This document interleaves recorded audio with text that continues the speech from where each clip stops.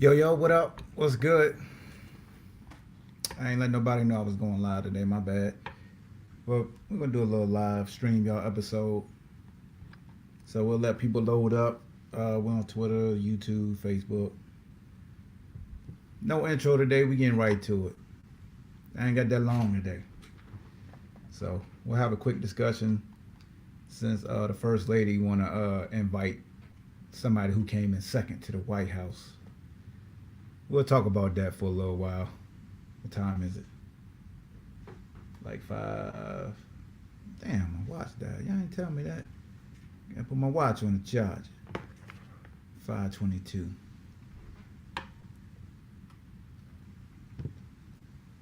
But yeah, we'll wrap. We'll talk for a little while, man.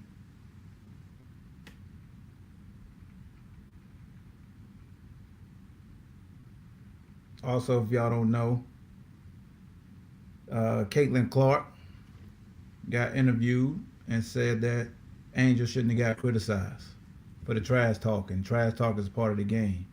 And Danny Cannell took it upon himself to say, way to take the high road and you're such a role model and blah, blah, blah. Like, come on, man, cut it out, Danny. Cut it out, Danny. What up, Jay? Cut it out, Danny. We not doing that, Danny. Such a good role model, taking the high road. So you implying that Caitlyn lying and she pandering to the folks who, like I told y'all yesterday on the episode, folks out here talking like she don't talk trash and taunt, and like she a victim. She don't want to be looked at as a victim. She ain't even care. Y'all got in y'all feelings and care. Y'all made it more about something that is not. Y'all took the opportunity to call her anything you wanted to call her. Like, you saw an opening and you took it, and you don't want to stand in your 10. You looking stupid out here. You think she looked like an idiot and stupid. Go figure.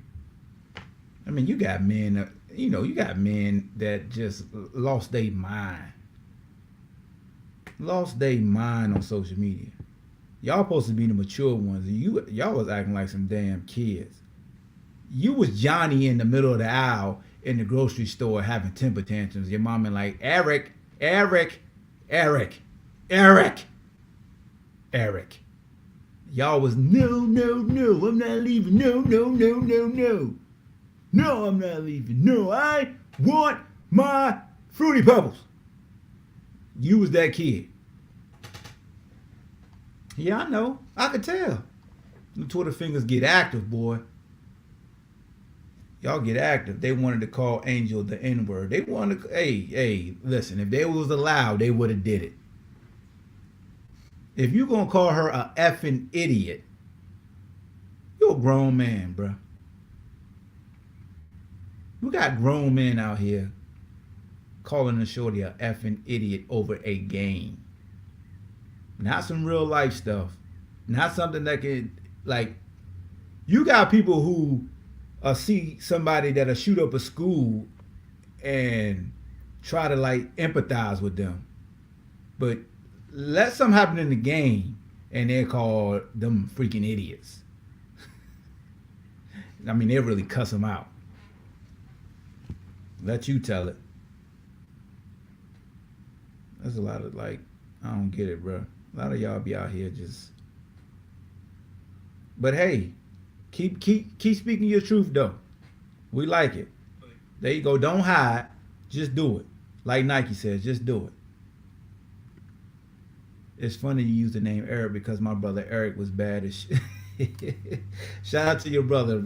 Yeah, I ain't talking about your brother, but shout out to your brother because you said he was bad. Don't go telling him Ballhawk said you was bad. I ain't called him bad. You did, but yeah, that come from Martin. Is one of the Martin stand up way back in the day. Eric, get down. Eric, Eric, you're hurting mommy. Get down. If you want to join the stream, man, link is in the description. I'll put it in the chat for YouTube. I ain't gonna be here that long, but yeah, the first lady, come take this walk with me though. Take this walk with me, first lady. and I'm glad Caitlyn declined. First lady, like I said earlier in another stream, all you had to say was I was going for Iowa, and I want to meet Caitlyn, or hey, I really like Caitlyn, I want to meet Caitlyn. But you saying it was such a great game, both teams need to come to the White House, like cut it out, bruh. We're not doing this. And this goes back to the participation trophy statement that a lot of old heads be making. And this is what got me here. Because, when it comes to participation trophy, like, what is truly a participation trophy? Like, what falls under participation trophies? Is it once you don't come, top three? We know Olympics, top three, you get gold, silver, bronze medals. So we're not calling the silver medalist a participation trophy, right? Are y'all doing that? Is it just like if you come in 8th? Because you could still be like considered an All-American in track if you come in like the top 5 or 6. I don't know. It depends. You trying to tell me, is that a participation award? Like not being the best, but still considered an All-American?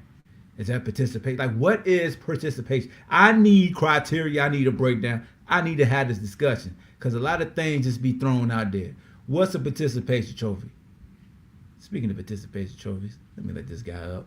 Not saying he got participation trophies. That sounded bad. It's like I was introing him as being like, when you look at participation trophies, I'm not saying look at this guy. Because I know a lot of y'all going to have jokes when he come up here because y'all joking. But let me get my guy, Mr. Czar. Is that an autographed Wu-Tang shirt? Nah, I wish it was, bro. Yeah, Watch your out, mic ain't man. on, bro. Nah, I got it from Walmart when Walmart was pumping the Wu-Tang Mic shirts not out. on. I don't know what. Oh, no, yes it is. My bad. That's my fault. Let me cut you up. Go ahead. It's not an autographed Wu-Tang Clan shirt. I got it from Walmart, $9. I got it, But what's on it? Oh, it's fake. It's got, it's washed a couple times.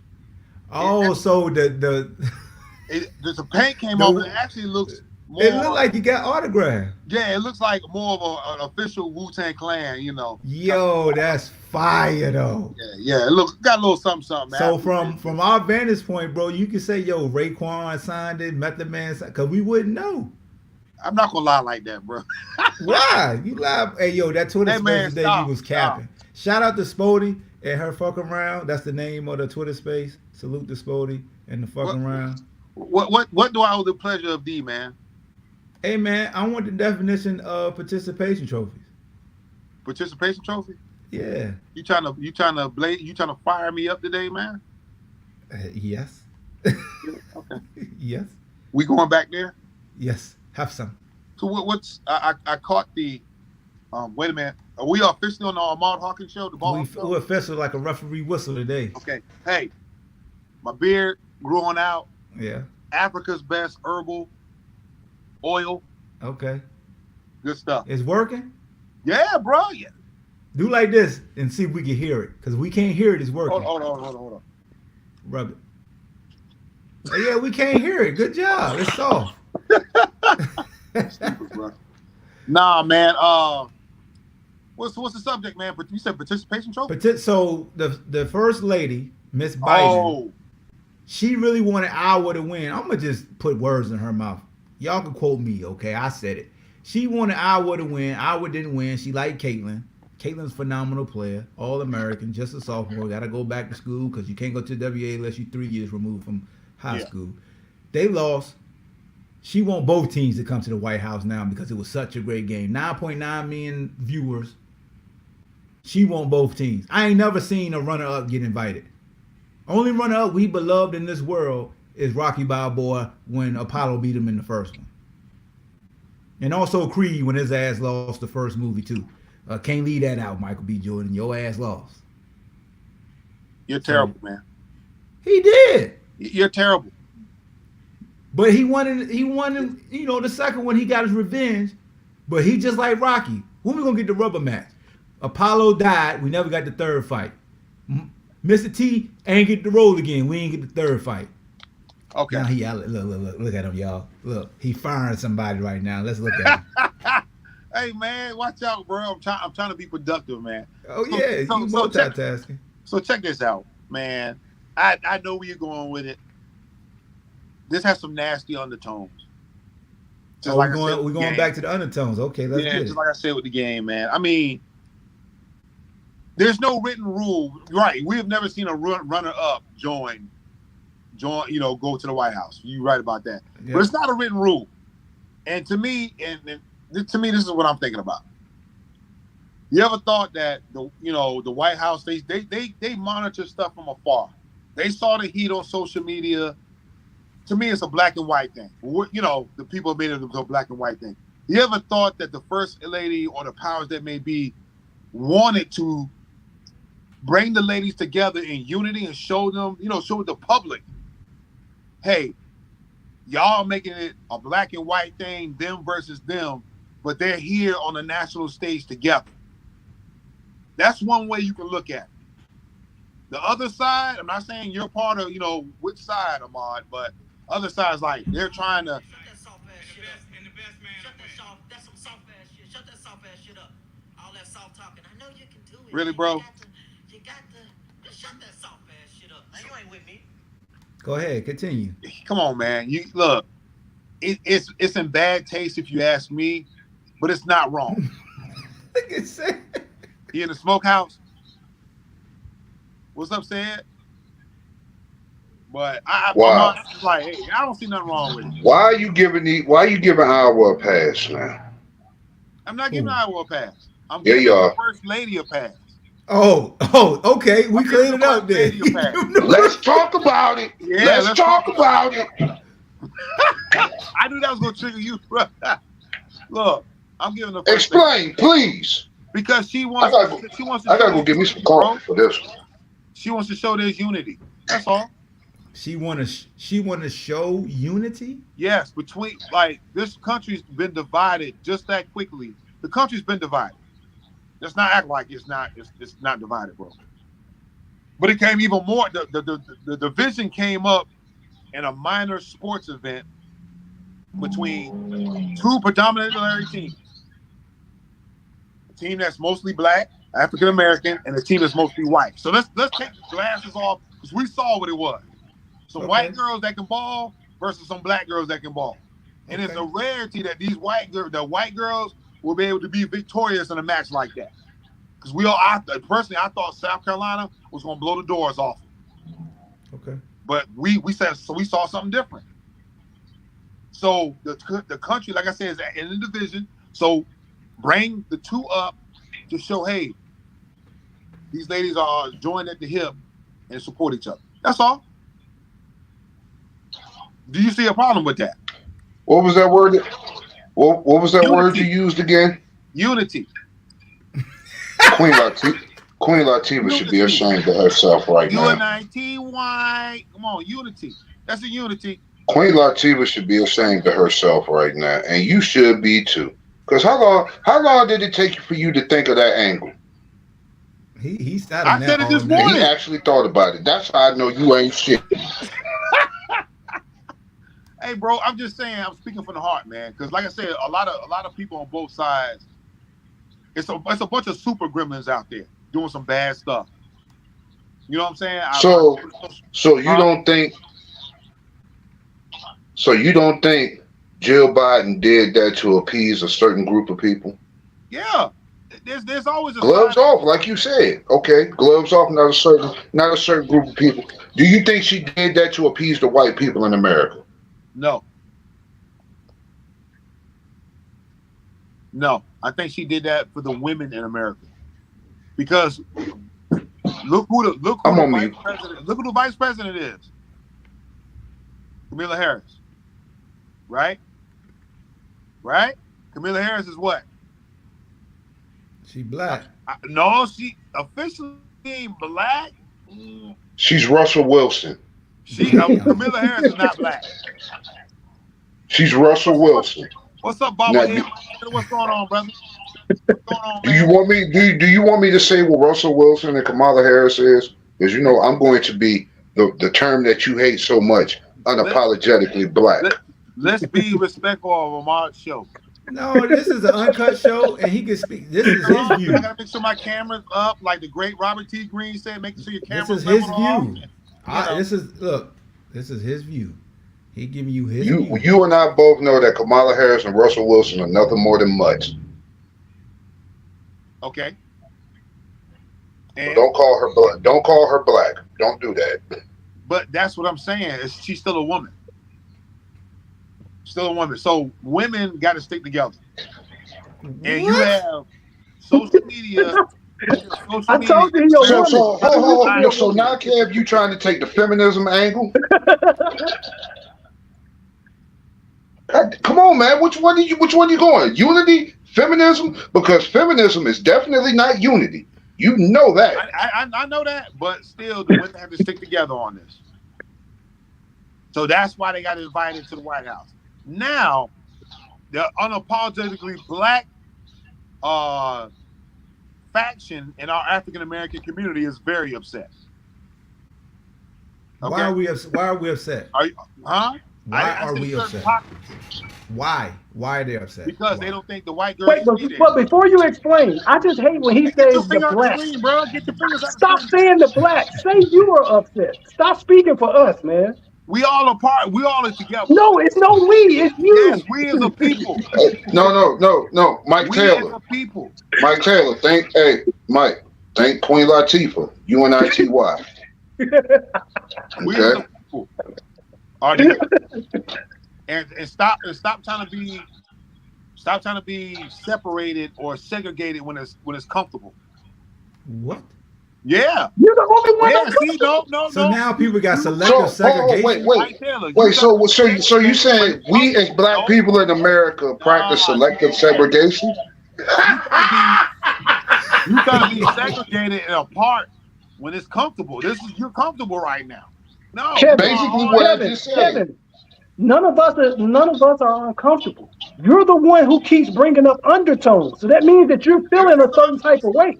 So wait, no, okay. So Yes, Amar opened up the show with a basic question. The first thing you came out your mouth was there was some undertones.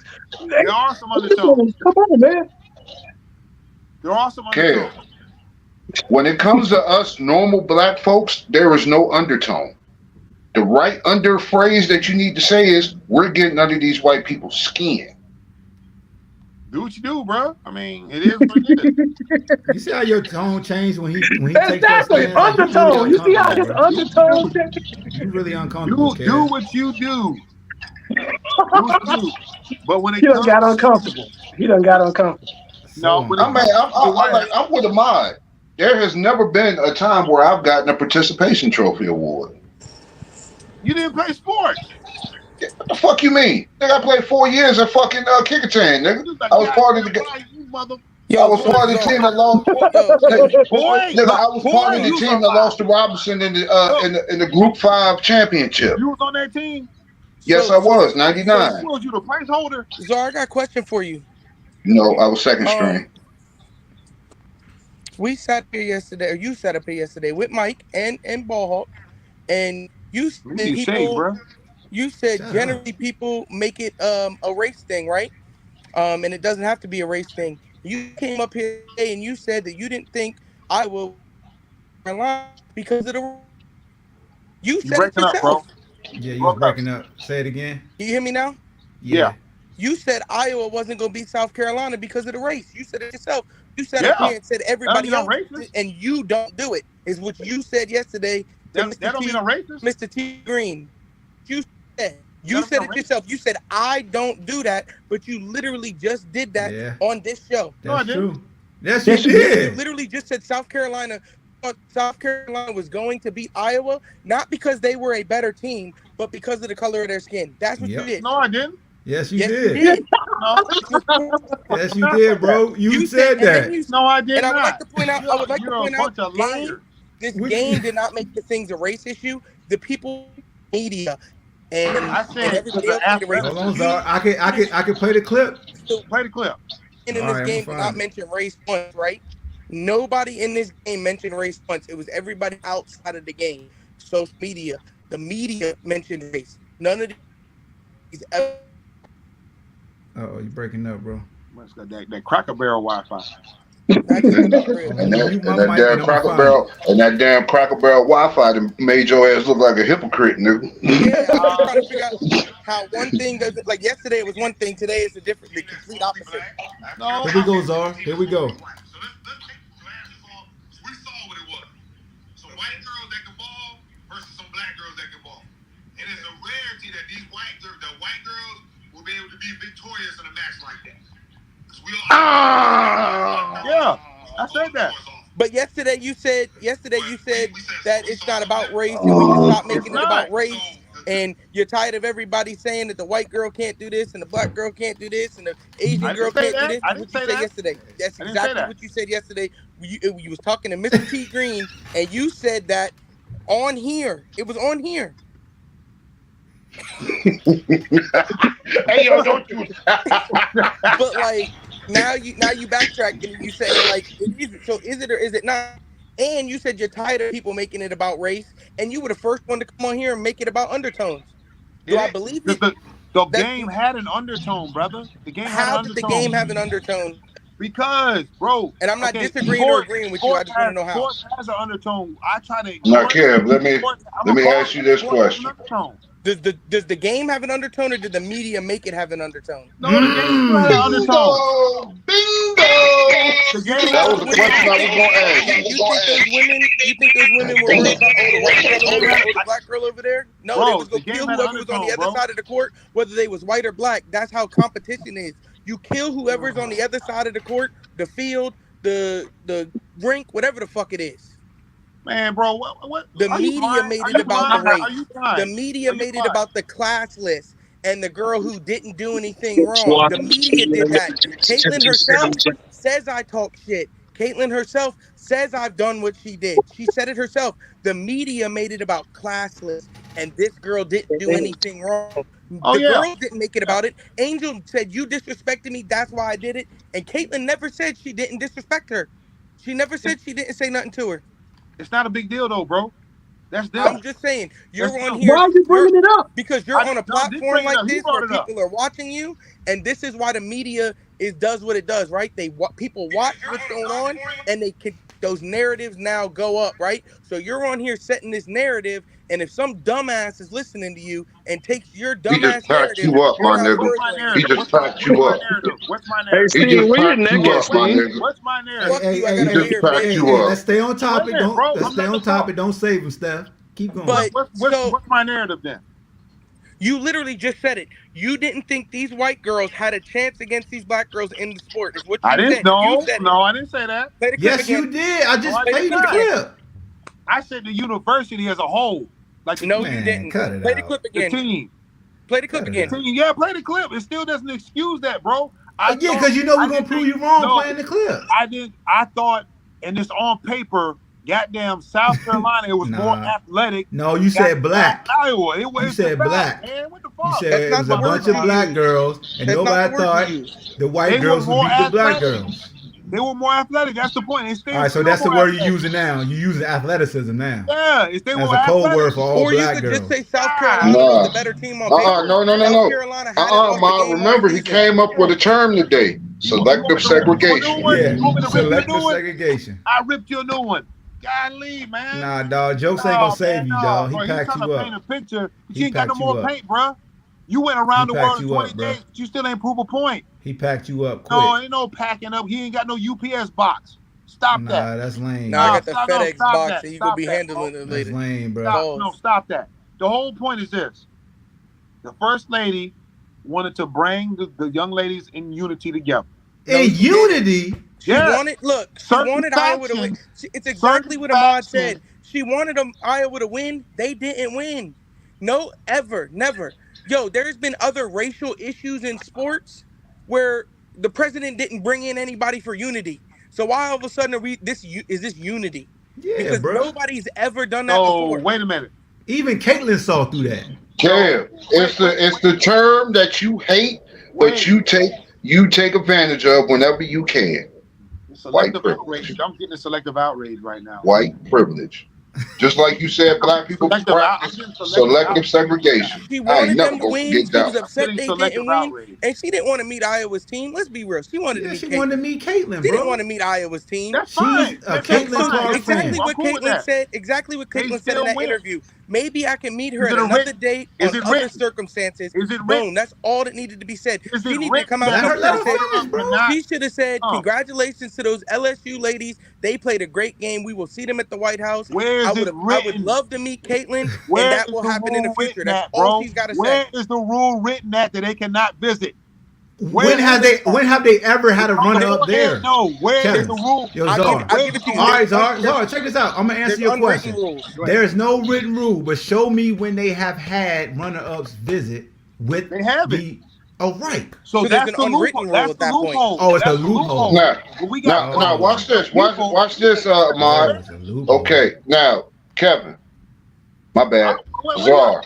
Bro. What y'all talking about? You remember Super Bowl 50, correct? The Broncos won Super Bowl 50, correct? Would you have felt some type of way if the Carolina Panthers went to the White House right alongside the Broncos? And there was a lot of racial issues with that one, with Cam Newton being the quarterback. There were people saying he was. Would you have felt some type of way if the Panthers would have showed up with the Broncos at the White House? Emails now, dog. Don't pay attention to your emails now. Yeah, I got his ass with a good one. He don't know how to answer that one. don't Google how to get out of this. Yes. We talking about the Broncos. Nah, he want to act like he don't hear. Nigga, quiet in the church mouse. Cut that shit out. Go ahead, repeat the question, bro. My bad.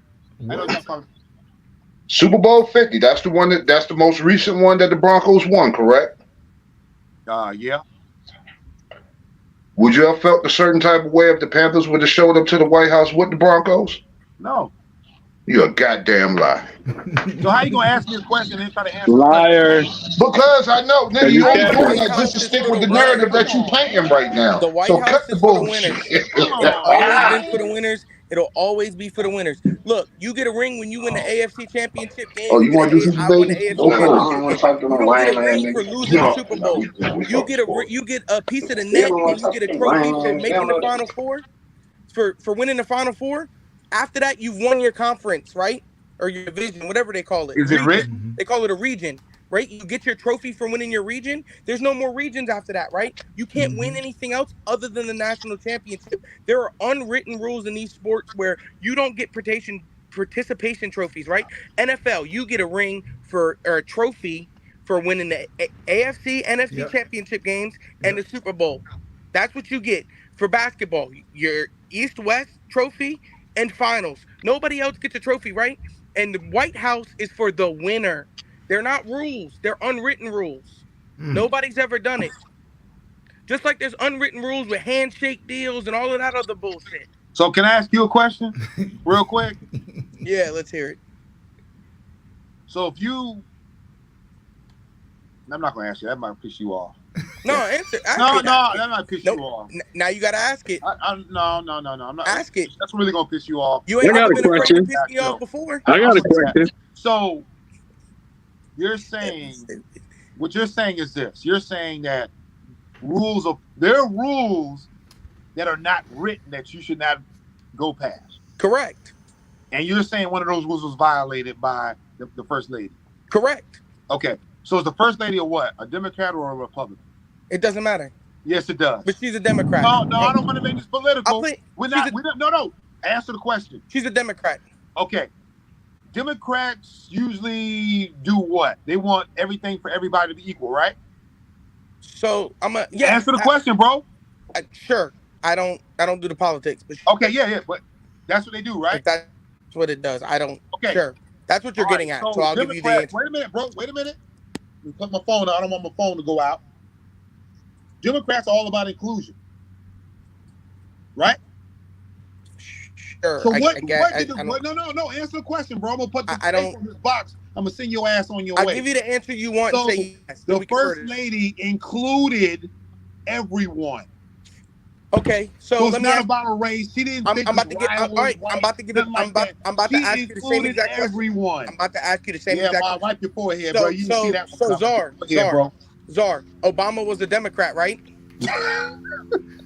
Hold on, Czar. Obama was a Democrat, right? Hey, Steve, can you not entertain him, man? Come on now. Go to the next Hold on, subject, no. I'm about to give him his. Obama was a Democrat, right? Hey, man, look, questions. Yes or are no? over, No, bro. you made me answer yes or no. Nah, B, I'm not going to answer none of No, that. don't over talk him. We having a dialogue. Was Yeah, Obama go a ahead, Democrat? go ahead.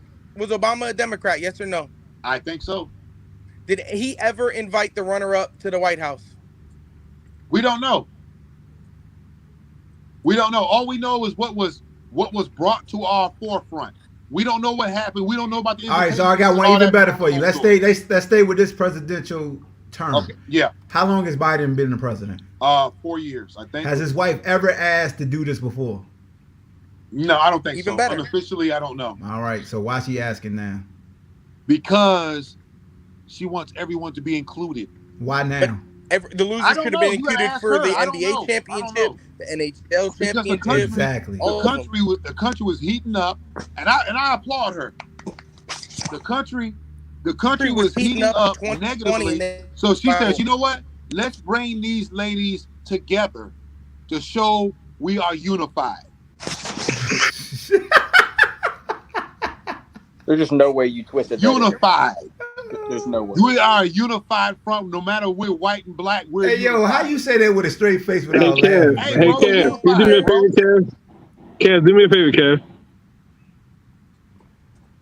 Hey, just call him Czar. He's not gonna answer you when he say Kev. Hey, Czar. What's up, bro? You do me a favor? This motherfucker is a character. Just shut up for about 10 minutes for me, man. Just shut up for 10 You minutes. said For that me. motherfucking character. He's a character. I swear Nah, man, that I'm boy just got saying, that bro. autograph It's a TV Wu-Tang show, shirt. dog. It's all about unity, bro. It's all about So unity. it's unity. All right, let's get to more participation. So what's the true definition of a participation trophy? So we can get clarity, so the world can understand. Because I feel like Pandora's box gets open when they start pointing the finger at participation. Participant trophy is a trophy that you get that you haven't won. You get congratulated Correct. for making it to the pinnacle, but not winning. Outside of the norm, though, like there's norms for each thing you do, right? So, for instance, this morning when we were talking, you said a marathon, right? Yeah. You get a medal for just finishing. A norm for a marathon is the finish, and you get your medal, right? Mm-hmm. A norm for NBA, you win the championship, you get your Bill O'Brien, or I think that's what it's called. Good example. Good example. I'll take that. I like that. You win NFL, you get the Lombardi, you win what it's we've set norms for these sports where anything outside of the norm is so for track 1, 2, 3, that's what you get. For any track and field, for the most part, you get 1, 2, 3.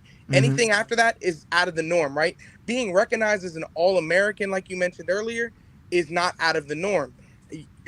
There's criteria you have to meet to be an All-American that are set. And so once you meet that criteria, you're considered All-American. Or like all first team NBA. Not all people that make all first team are champions.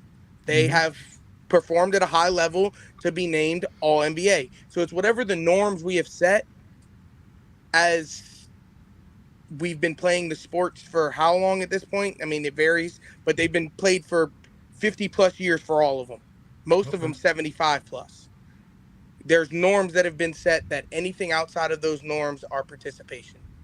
Okay. All right. Anybody? Jay Swiss, what's your thoughts on? It's just tough because like there's different participation trophies for like if you think about like certain age groups, like you have kids that get participation trophies for just like are we going to start like just telling people they can't hand out those for the kids? I mean, they don't know any better. They don't know that they're not winning. They know that they're just having an activity with their friends. But I mean, it's like Steve was saying, like it's all like sports based. Like Ahmad said, like you open Pandora's box when you talk about a participation trophy, because for each individual sport, the definition of a participation trophy could be different. Like with a marathon, you get it just for running it and finishing it, not necessarily for winning it. For like football, you get it for your divisions, and then you get it for the Super Bowl, and there's nothing in between that. Then you have your first team, and then you have like DPOY and stuff like that, of course. But I think my main issue with participation trophies just comes down to how early you're giving them out, like to what age groups, and what you're telling them it stands for.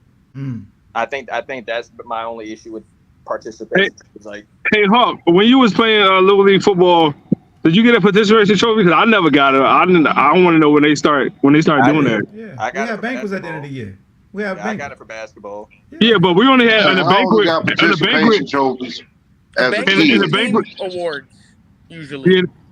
Yeah, team awards. Yeah. You get team awards like MVP, team MVP or something like that. You were the best player on your team. You weren't. Hold on, one at a time because it started getting muffled. Go finish this. Yeah, like team, like at the banquet. Yeah, that's like team MVP, team mom, or some stuff like that. We never got trophies for finish second in our the championship or nothing like that. Here's the thing, because you putting places on it. When we played growing up, and this was the '80s, we had a team banquet. Everybody got one trophy at least. Yep. No, not where I grew up at. Hold on. Regardless of how your team did, you got you competed all year trophy. No, we didn't. And this is why I laugh at folks when they say this generation is soft because they get participation trophies. Because I'd be like, wait a minute. Y'all mother suckers grew up with me. And we played in the same part one, whether it was Doris Miller or Aberdeen. And it be dudes out here screaming to the high heavens that kids shouldn't be getting participation trophies. And I'd be looking at them with a cock eye like, MF'er, you capping. Because you got participation trophies. We all did. No, we didn't. Where I grew up at in Philly, we didn't get participation trophies. I'm not saying you. Oh, okay. I said guys that I grew up with, bro. Okay. Like, I just heard the last part you said we all did. And with that being said, does that make somebody less of a competitor because they got a participation trophy? Because a lot of people imply if you get participation trophies, you're going to be less of a competitor. You don't control yourself. It depends on it at the young age. Like we all know, a kid's mind is susceptible to when you tell them something, they're going to believe it. So depending at what age they're getting that trophy, and you tell them what that trophy stands for, I think that can in fact impact how competitive they are down the road. Because if they think they can just go through every sport and at the end of the season they're going to get a trophy, be like, yeah, you did good job, and that's all they've got to do to get an award at the end, then I think that ruins the competitive spirit for it. That takes like the initiative to try to be the best. Because everyone at the end of the day will get an award if you at least try. So why not just go out there and participate and just do what you got to do, and you'll get rewarded at the end of the season. So I think it can have an adverse effect on people depending on the age they start getting them and what you tell them they mean. I don't think it makes it any less of a competitor because you're just being given it. Like at a certain age, you just realize. Like I was telling you this morning, I got a second place basketball trophy. I tried to break it over my leg. I don't want second. Like, what do I want? How old were you though when you got that? At the time I was 15 or 16, one of the two. See, I'm talking like if. But I don't want a second place trophy, man. Get this out my face. I don't want this. Is, like when I was in 4th grade, I played in a rec league, so I was like all of like 10, 11 years old, and like I got a trophy, and like I was getting my picture taken and everything, and I felt like I had just won the finals or something. Like, what year was this? Probably 2000 and I didn't want none of that. I didn't want none of that when I was little. It was like 04, 05, around 04, 05. So you didn't win nothing. Like I don't want it. Yeah, I didn't win nothing. But so, homie, with the Virginia shirt, you appreciate participation trophies, huh? I've got 39 championships hanging in my college. I don't know what yours got. I ain't talking about colleges. I'm talking about you personally. Did you play college ball? How many were you a part of? We're talking about you, not Virginia. Yeah, we're talking about you, man. I'm talking about you appreciate participation trophy awards. No, I don't appreciate that. Okay. You said I got 39. You see how you did that, Amon? No, I'm against that. That was smooth. I'm against the got one basketball and then. Well, he ready to talk shit, won't he? But you ain't got no football championship trophies, banners are hanging up in Virginia. I tell you that. Yeah, I might That's not. Fine. Stephon, you're not gonna get us today, dog. Sorry, you got 2 college teams. Like, shut up. 2 teams. Hey, my city got more than one college. So I mean, what do you expect? Here we go. And you still ain't got that. All them teams and you. And all you got is what are you talking about? Penn State got a national championship. What are you talking about? My God. In You don't even like Penn State. Yes, I do. What are you talking about? My bro with Penn State. What are you talking about? When Sandusky was going through his ordeal, you ain't wanting to do with Penn State. So yo, I'm a Paterno fan. I don't know what you're talking about. I love Joe Paterno. Now, when they was called Penetration State, you was nowhere to be found. Yo, what are you talking about? That's not true. That's not true. Now let's get back. I've been a Penn State fan. Okay, cool. So you got is participation trophies. Shout out to Penn State football squad. Penn State got a national championship. I don't know what you're talking about. They got 2 Wahoos on the coaching staff. Salute to them now. But when it was called penetration, you booked it. No, I did not. That is not true. If you didn't win, you shouldn't get a trophy. Like, I'm sorry. Like, That's and the how it should banquet, be, yeah. like the league, you can't. But the competitive thing is, you can't control whether you get a trophy or not. You know what I mean? Like, I'm not talking about like, it okay, so depends. you yourself can tell yourself like, I don't want to finish second, but when you're at that young of an age and your mind is so susceptible to like influence and stuff like that, if everyone's taking pictures of you and we're all cheering at the banquet and you went, oh, you're going to get a trophy if you go 0-12, but everyone's going to celebrate you and be like, oh, you had a great season, y'all did great, we're so proud of you. I think that can have an adverse effect on being competitive down the road. That's just me. It depends on who you are, though. Like, I like this by what Jarrell said. Being competitive is something you are or aren't. Getting a trophy doesn't determine how competitive a person and that's is. what I was saying. Yeah. Yeah. Like, and it's. I don't want to say it's how you're raised, because some people don't raise competitive people and they end up competitive. But it's just something that you're taught. Like, yo, you go out here and you win, and you're taught that at a young age. You don't get taught, yo, go out here and win at 16. No, you're taught that from a young age. Like, yo, winning is what you want to do. Like, if you don't win, it's like, I don't want to say it's okay that if you don't win, but like, it's not the end of the world if you don't win. But winning is what you want to do. You're taught that at a young age. So it really just depends on what you're being told at that young age, because that's what I'm saying. Yeah. Everything you're told is what you learn at that age, right? You don't have to, you don't go on the internet, you don't explore, you know what you're told. And so if you're told you're doing a great job, like you may not be a competitive person. When I was young, like I was told good job, but I didn't get pictures and all. You didn't win. You didn't win. You didn't get none of that. Yep. You on mute, Steph. Yeah, we can't hear you, fine. So you didn't get football pictures at the beginning of the year, Steve? My people didn't let me play football. I played basketball. Well, basketball. You gotta take before the season basketball pictures. Nah, I got pictures. I got it on the wall. We had a team picture taken, and then individual pictures. Yeah. Yeah, you're supposed to do that any sport at the beginning before the year starts. Yeah, I'm not talking about that. I'm talking about like at the end of the year banquet, like when we played. Oh no, I'm talking about what Steve said. He never took a pictures or nothing like that. Oh. No. And I do that outside. Like I don't even just like not like organized ball either. Like outside playing ball. Like I'm not going out there to lose. Like this isn't just like organized ball. Like whatever I do, whether I'm playing a video game, whether I'm out at the basketball, you don't just not be a competitor at one thing and you're a competitor at the other. Like you're a competitor at everything you do. I feel like if you're a competitor, like I don't do nothing to just lose. Stephon, dude. Yeah, he's an What'd you say? Bro. What'd you say, Hawk? You think the Eagles should have got a participation trophy? Hell no. Oh, okay. Yo, Hawk, wash your mouth, man. Hey, real talk. No, people be using participation stances because they be like, well, we went to a Super Bowl. You did. I've heard people do that. I heard him do it. I think we got one on the panel right now. We being honest, you tell me all the time how many national championships. No, matter of fact, we got two on the panel. No, the hell we don't got two. Yeah, we definitely do that. Nah, nigga, you were celebrating. Nah, nigga, you were celebrating two teams in the Super Bowl. Cut it out. Let's talk about it. Winners. You saying he flipped the switch?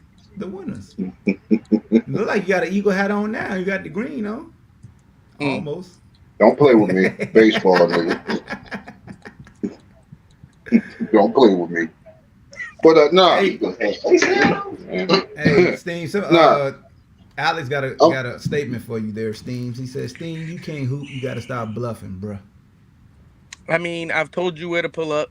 I've told you where to be at. Yo, Alex, you is doing all this traveling. Man, you know, you're too big to play basketball right now, Steam. You in there with no neck. You can't breathe. I have a game. I have a game, what, tomorrow night? He said you ain't got no neck. You can't breathe. Yo, hey, Stephen, watch the camera off, man. Hey, you ever seen Stephon play basketball? I don't play basketball. Exactly. I was gonna say you don't play basketball. Exactly. That's why you been talking trash to him and you not even gonna play him. Yeah, exactly. I mean, that's not my sport. Playing the football field, Steam, is a whole different ball game. You don't play football anymore either, so. But I did. I'm dead though. You did. It's not like riding a bike. You're a little. It's only been a couple of years since I stopped playing, so you ain't stopping me in the football field. Not your fat ass.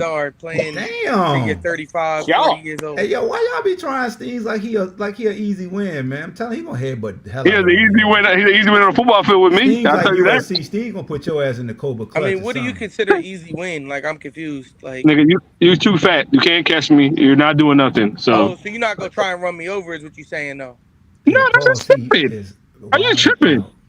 Oh, I mean, It's just is that smart? Like, what are you talking about? hey, if I was talking this much shit to somebody, I'd try and run him over. No, whatever. Hey, I'm not Josh, trying to run you over. taking shots. You got like 300 pounds on me. What are you talking about? Hey, You Josh. talking about he'll Alex, beat them kids in order to win. You ain't shit. Stephon definitely is trying to fat shame Steen, man. That's some BS. I mean, congratulations, he's got Oz, but like, I go out and play basketball every week. You look like you just sit in the car. No, oh no. Got a guy running his back. Oh yeah. No, I don't do that. I don't sit in the car. As he got out the car though. I just happen to not be driving. It's not smart to drive while you on the phone talking. I mean, That's true. Oh, you got a driver? no. Oh. I still play the game every week. What you playing right now, bro? Me, I'm on MLB. You play online or you play the road? I'm playing Road to Glory. I'm trying to get my dude to the I play majors Diamond right Dynasty, but I have to play Road to Glory once my team gets good enough. You look like you sit in the house and play games all day. Hey, And I just stop. told you I have a basketball game tomorrow. My cousin been sitting over here listening to the conversation. And he got something to say to you. now. Uh-oh. Which one? That's him right there. Oh, he's sensitive. He's Say sensitive. you sensitive, man. Who? Y'all getting under his skin. Y'all need to leave him alone, bro. Stop talking about him, bro. He's sensitive. Nah, you talking about Steph. Oh, yeah. I don't talk to nobody. I don't put their face on camera. I don't know who you are, dog. You proved this point. Nah, hey, whoever platform this is, I'm gonna stay out of it, bro. Much respect. I don't want to disrespect nobody's platform. But You should have opened your black ass mouth up in the first place. I'm gonna tell you now. I don't even hold on. Talk to him, bro. You come talk. What it do, bro? Yeah. Who I'm talking to? Uh-oh, Steph. Who I'm talking to? Right here, the dude in the green. Man. Waters, Mr. Waters. G. I'm gonna Oh, put his dude with solo no up so neck. you can see him. This dude right here, that's who you talking to right there, him. Oh, him. Now what you want to talk about, bro? What you talking about, bro? Oh, I know your black ass. It look like a Pookie from Sugar Hill talking. Oh. That's the best you could do. You mad because I said you was sensitive, bro? Oh, You no, start I like fat talking shaming shit, dude so because he that's said me. you don't look like you played football or some shit. Why you fat shaming dude, bro? Don't get in your feelings, bro. Trust me, That's what I I'll buy do. your big We nostril talk ass shit. up, bro. Ain't We nothing. You ain't talking about nothing, bro. You Man, take I a do deep all that, breath, bro. you'll start a hurricane, boy. I don't do that. Who, me? Boy, your nostrils so big, you take a deep breath, you'll start a hurricane, boy. Chill out, now. Come on, man. One Come thing I on, don't bro. do. Chill out, bro. One thing I Why don't your do. why your head so tall, bro? You look like you about Where 5'3". you from again? Where you from again? Your head tall as hell, bro. Where you from again? See, I told you. Do it. Where you from again? Where Pop you your from? shit. It don't Where you matter. from? Pop your shit. Where you from? Pop your shit, bro. Man, you ain't answer the question. No fun. You trying to talk shit because I said you were sensitive, bro. You keep jumping off the track, bro. These folks having a intellectual conversation, bro. You fat Nigga, shaming. it's no Bro, intellectual. You're black dumbass. Really? They trying to have a normal debate. You trying to fat shame a nigga. Really, bro? Spell intellectual. Spell intellectual. Really? Spell it. Really? IT. Spell it. Yeah, what the fuck, nigga? Hey, Yeah, that's what I'm talking. You lame, dumbass. bro. You country You dumbass. Can't sound even like spell a it. 15-year-old right now, bro. You lame, bro. Step your game up, bro. You dumb as shit too. You in here with some grown, you talking about some spell it. Spell, bro. Who does Yeah, that shit, anymore? use big words. Use words that you can't fucking say or spell. Come on, G. Bro, why? Who are you for me to prove that I can spell, bro? Well, shut the fuck up, man. Get the fuck off the camera, man. Like I said, look at you. You sensitive, bro. Look at you. You proving my point, bro. Come on, man. Come on. You got, bro. Don't let nobody get you off your square, man. Come on, bro. You sensitive, bro. Square too small for me. You trying to cuss me out now? Why? Why? Because you just do it in front of your mouth. Hey, what you arranging shoes? See, what you doing? See, to be honest with you, bro, I had enough respect for you to even say this shit off camera, Oh, and no, it was on mute. You followed up behind another man telling you that somebody said something, bro. Yeah, you quiet now. I know, bro. I'm still waiting for you to spell the word though. You look like you struggling. I'm spitting facts right now, bro. You proving my point. You can't play football. Come on, man. Step your game up. You gotta grow up, my boy. Grow up, my boy. Hey Pookie, go do some crackhead. You crackhead looking motherfucker. Oh, dang. Oh man. What up, Vic? You built like a fucking hooker. See, look, hey, Steph, I was trying to say you steady proving my point, bro. Yeah, you are. I'm talking shit. I don't care. I'm not even talking shit to you, bro. I'm just stating facts. Well, so get your crunchy Bama ass. Go somewhere. You're gonna do some coke. You fucking get your weight up, bro. Get your weight up, bro. Oh, my weight up, nigga. Come holler at me. I ain't talking about physically. We know that. You ain't got no neck, bro. Like, what the fuck? We know your weight up, you got the wrong guy. You got the wrong guy. Ain't nothing big with me. Come on, man. I'm 195 Come solid. on, bro. Step your game up, man. You soft, like bro, with a capital T. Over there with the damn shoes soft, and shit. Nigga. What the fuck you talking about? What's up, man? All right. What's good, Vic? What up, Vic? Hey, what's up, man? I jumped on here. I seen Steph trying to troll as usual. You know it. Another one by struggling to do whatever the fuck he's doing over there. It backfired today, guys. Yeah, it did. It backfired. That nigga fucking lame. Hey man, you say what you want. It backfired today. He had you looking like Zard. Hey, what dude say, Chauncey? Hey, I know you whatever. Oh, look, I got my second box today because that nigga got packed up too. Yeah. Say what you want, Chauncey, but just look like Kane whooping your ass the other night. But back on subject. Anyway. Yeah, back on more subject. Important. What I was trying to say was that I think participation trophies do more damn. We still here, bro. I think participation trophies do more damage to your psyche than they do good. Why you say that? Because to me, if I was just to walk by myself every day and see that second place trophy right there, I'm not good enough. I ain't even taking that shit home. Okay. You ever thought of it like that? What if it's not a second place trophy though? That could, yeah. But it's almost like to what Steve said. He want to break it over his knee because it's pissing I tried him to. off My 'cause he mother gotta keep snatched looking it. at it. My mother snatched it out of my hand. She wouldn't let me. They handed it to me. I tried to snap it in front of the whole gym. I ain't want that. We was up. I want that shit.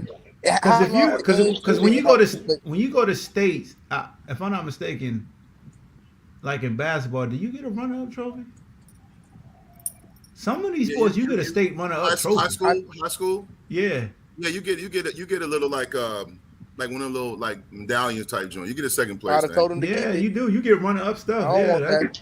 because you go in some high school trophy cases and they got runner-up trophies that's sitting right in there. I get what Sarah's talking about, but I look at it like if I get to the championship game and I come in second, we lose. Obviously, it's a huge disappointment, but it doesn't minimize what we did that season, especially in a team sport or even individual sport. Like if I'm second, if I keep losing in Wimbledon championships, I've lost 3 consecutive. You know what I'm saying? Like it still was a phenomenal run. I think to Sarah's point, I think somewhere along the way over the last several years, we have embraced celebrating or more so recognizing mediocrity. Like there's a lot of excuses given. There's a lot of people that like, well, it was raining that day or they tried real hard or keep in mind, it was COVID.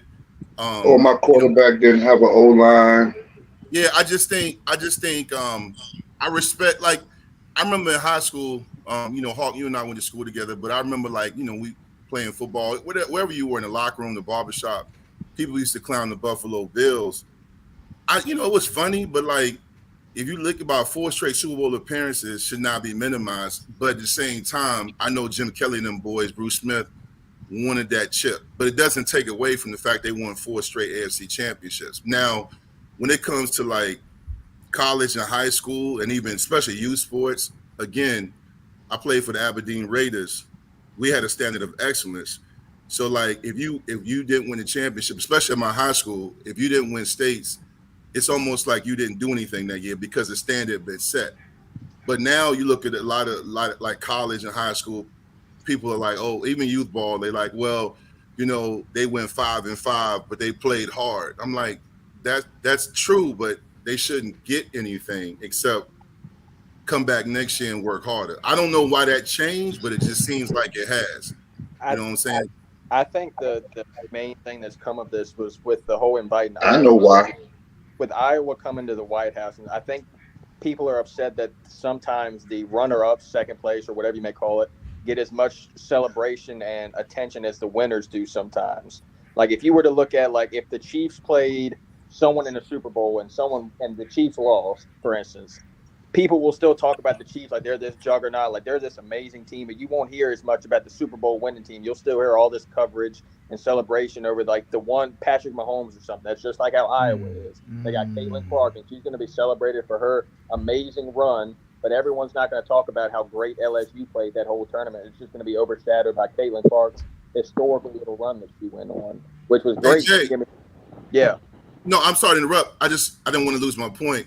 I think you're 100% right, but you've been in a lot of Twitter spaces with me over the last 2 years. I think that's more so about the narrative now with sports talk radio being so big, as well as the vloggers and all these shows where if there's a narrative, they're going to run with it to the point it overshadows the actual story.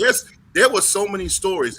Even though the women's championship game got almost 10 million viewers, which is a crazy record, more than like men's sports and other stuff. With that being said, there were so many stories they missed out on. And to your point, I agree with you. We cheat the story where we focus on one because that's what we're told to focus on. But there's a lot of other stories they missed on. Like that one girl that plays for LSU, her father got shot when her mother was pregnant with her, and she went on that show where she performed. And then, I didn't even know that story happened until today. I was on Twitter and I saw it and I shared it on my Instagram. So I think you're right. It's the narrative people go with, which is why I hate the fact that, I know y'all talked about this, but I couldn't get on yet with Jill Biden. I just think that's classless. I think her talking about bringing Iowa to that White House is straight classless. And I think that personifies this nonsensical point about like, it's not fair. One thing sports taught me going back 20-some years ago is you got to deal with adversity, and it's not going to be fair. You know what I'm saying? Like, I remember, you guys, a lot of y'all are UVA guys, y'all still my brothers, and we played Hawk. He had that great catch, right? We're all not UVA guys. I'm talking about to my man Jay and them, man, and Hawk. Yeah, they're UVA guys. Hey, Steph, don't interrupt me, man. Don't interrupt me, dog. I'm sorry, big guy. I'm sorry. So I remember Hawk caught that pass, right? And I was sick to my stomach because it was senior day, right? We ended up going 9-3 that year, right? And I played my best. I graded out at 90-some%. And the thing about it is, man, you work so hard, you feel like we up 29-7. You feel like, at the end of the day, we supposed to win that game. We earned the right to win that game. It didn't happen that way. That's a life lesson where you got to finish. You got to finish. And don't nobody care that it was senior day. You know what I'm saying?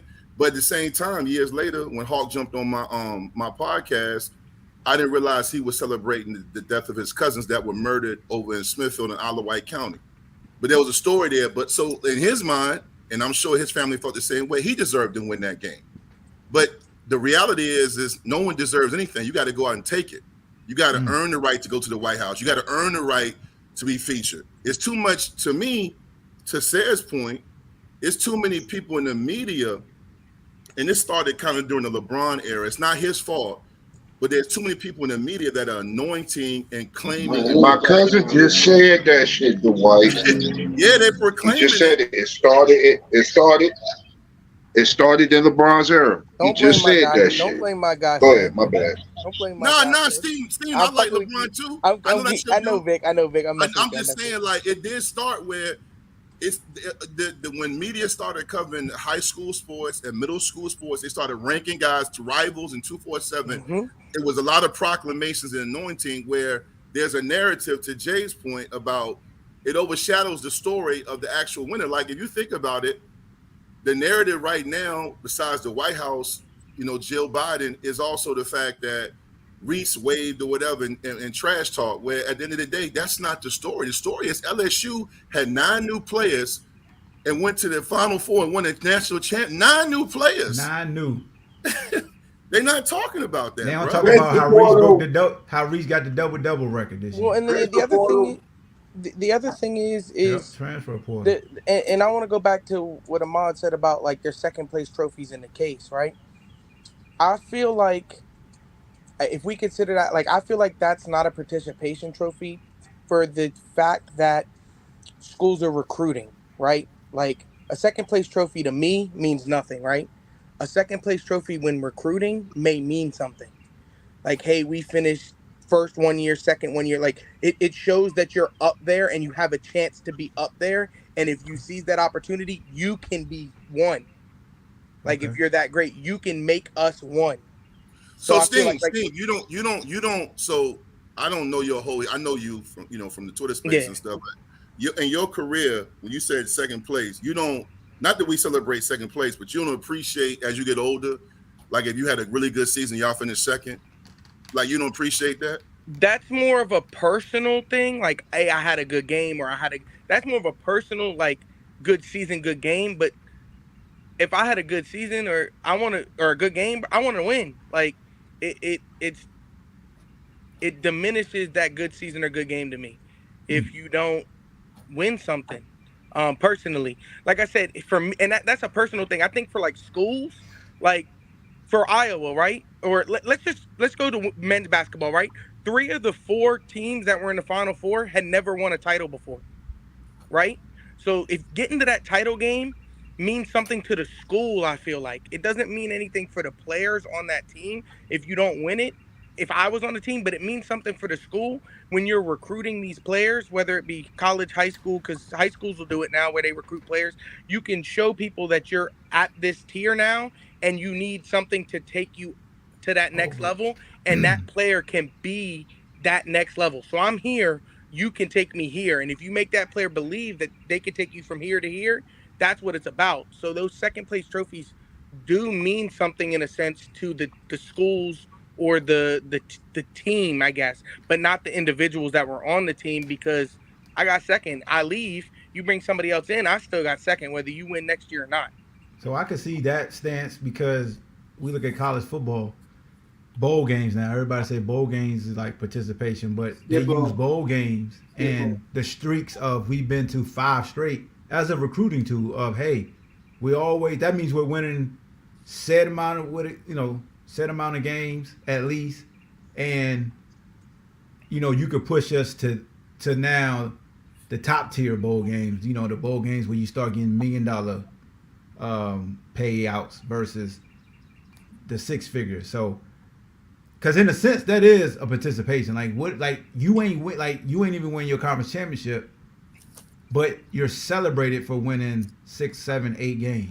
Yeah, so for the players on the team, it means nothing. Like, I shouldn't say it means nothing because I don't know how other people, but for me, it would mean nothing. Like, I didn't win nothing. But for the school and recruiting tactics, it does. Like, if I like, let's say San Diego State, for instance, they just lost last night, right? They go to a recruit and they go, I was just here, right? Yep. And you go to the number 1 player, let's just say he's interested in San Diego State for whatever reason, right? You can now take me to this next level to win it next year, right? And he feels like he could do it, right? It's a recruiting tactic. Where UConn, they could just be like, we won, cool. Like, but some people just don't want to go to the winners. Some people like to be the guy, right? Like, there's some people who want to come in and be the guy. We've seen it before where you want to come in and this is my team and I want to take it to the next level. So, like, it's used as a recruiting tactic. For the guys that are actually on the team, if I were on the team, second place isn't good enough for me. If I got to the championship game, I should have won it. Okay. So by this logic, we shouldn't celebrate division titles either, right? But that's what I'm saying. Yeah. See, it depends on it depends on how you look at it, right? I don't like when we won the division at 7-10, right? If I'm talking trash, I'm gonna tell you we won the division, right? But at the end of the day, we finished 7-10, right? Like, so it like if you want to talk trash, like we got to separate talking trash. I just went through that this season. That's funny you said that because he goes through that right now. If we had a real conversation, right? You were like, my team sucks, right? But if we were talking trash, you'd be like, I won a division. So it's how you code switch, not code switch, but how you switch how you talk what conversation you're going in, right? Because nobody's 7-10 that won a division. That's why I said participation trophies. We kind of opened up Pandora's box. But a division isn't. I don't think a division is a participation trophy though. But I think wanting your division is weird if you didn't play great, right? But at the end of the day, you played the best in your division. Like you didn't just get it from participating, right? There's 4 teams and you played the best in that division. I think there's something to be said though. I know what you're talking about because believe me, like I lost state championship my freshman year. I played some, but I was a backup. And then the next 3 years we lost to the team that won state. So I look at when Hawk came in, right? Hawk played 1 year with me, and then after that, their teams are immortal. Like their teams are legendary, and that was decades ago. And like in college and in the NBA, NFL, there's something to say. Like to this day, I'm a grown ass man, and I tell my son he just lost in the state championship, and he's got 1 more year. He lost in the state championship to the defending division state. You should have let me know. I was right down the street. I know. I was locked in. That's why y'all ain't seen me in a while, right? I was right down the street. I'd have pulled up. And I remember he was like, yo, this even right now as we speak, he's just putting up shots, working out because he just wants to win that chip, right? At the same time, it doesn't minimize the fact that in the last 2 years, they're like 55-3. He's got 2 regional championships, 2 district tournament championships, Christmas tournament championships, regular season district championships. I think sometimes it screws those players that fall short, the Barkleys, the Iversons, the Karl Malones, because I think what I've often said on Ahmad's Twitter spaces and on these shows is that it is very difficult to win a championship. Mm-hmm. So if you get there, that's an accomplishment. Not to say complacency, let's be happy, we're happy to be here. But I think if you win your conference or your division or you win whatever level you at, that's still a successful season. You earned that. Hold on, Steve. I got a question for you, and I'm curious how you answer this. So you say the loser of the championship team, like you shouldn't be really celebrated for like, oh, we went to the championship, like we should have won it, correct? That's what you're saying? So I don't think you should. It's not necessarily you shouldn't be celebrated, right? Like Vic said, you won your region, you won something, right? Like you earned to win your region, like you deserve to win your region. You went out there, you won your region, right? But as instance of the championship game, like you should be celebrated because you won your region, not that you made it to the championship game. If you make it and don't win, like it's just as bad as not making it. I feel So just to that point, so to that point, why you being a LeBron fan, a lot of LeBron fans will celebrate that he went to all these finals but didn't win.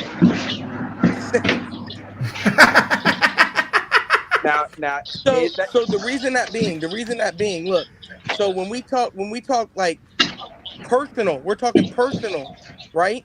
Thank you for going there. Like, so when we do that, right, we're comparing people at that point, and that's why you're comparing this person did this and this person did this. So in the legacy conversation, you're saying it holds weight. Rings to me hold weight, but they don't hold. At that point, Bill Russell's won, and he's not. So when we do that debate, rings are in there. Obviously, you can't forget the rings. But they don't. I'm not like they call it like a ring. I don't know what those are there. But when we talk about personal things, like obviously you went and won a ring, right? That's a team accomplishment, though. Mm-hmm. But there's personal accomplishments in it, right? The ones he's won a finals MVP. That finals MVP, when we're talking accolades, means more than your ring. Now you obviously have to win the ring to get that finals MVP, but your MVP, it means something in these personal debates because Adam Morrison has a ring, Brian Scalabrine has a ring. Like there's plenty of greats who don't have rings where somebody else has a ring. No, Steen, that ain't the question. Why is LeBron celebrated for all of these fucking second place finishes? What do you mean by celebrated? Like LeBron fans, you will hear like all the way up and down. Like he went to 10 straight finals. Yeah. Because who's ever done that? 10 straight. How many did Jerry West was his straight? It's not that he's, I guess, necessarily celebrated for loot. Like, because he is the definition of this conversation. Participation trophy. He's not necessarily like celebrated for losing. Nobody else has done that. Yeah, he said LeBron's not celebrated for those losses. Nobody else has done that. So if he's not celebrated for those losses, then stop saying he went to 10 straight. Then, but it's not you saying he goes to 10 straight. You celebrating those losses. Correct, but so here's what we do. Here's what we do in the personal. Here's what we do in the personal debate, right? LeBron went to one and lost, right? In that, LeBron had a triple double, right? That winning that championship. When we do this legacy debate, it's a personal legacy, right? So he got to this championship. No, it has nothing to do with a participation trophy or not. It's the discussion that we're having and what the discussion entails. We're talking about personal accolades, right? And LeBron went to these titles and balled out but it didn't win. Okay, now did you or did you not just about 10 minutes ago say if you go into a championship game and you have an amazing game, it doesn't mean anything unless you win? To me, yeah, he said to him though. He said to him. Not many people think like, and this is the difference, right? Is we're talking 1-to-1, right? Yeah. We're not or one to many, right? Yeah. So when we talk about, let's just say LeBron and I don't know, somebody else, right? Now, hold on, not to cut you off, Paul C. Now, I'm glad Paul C. said those are individual accolades. So is it considered an individual accolade to just make it to the finals? That's my question. Is that an accolade to say you went to the finals? It depends. Wait, it can't be an individual accolade. Bro, isn't that counted on the stat sheet? No. So making it to the final, but like, if you go to the finals, right, and you drop a triple-double, right, it's a team game, right? Like Russell Westbrook, his team got the 6th seed in the West, and he averaged a triple-double. The 6th seed in the West isn't necessarily, like, this great thing to do. Like, you're a little bit above average. Like, it's not this – nobody wins the MVP at the 6th seed. I think there's 2 people that have done it, him and I think Jokic was the 6th seed when he won it, right? But those individual accolades and stats and things that he was doing propelled him to get that. It wasn't the team. Like these team sports, when we use like these team accolades they matter, but they don't hold as much weight to me.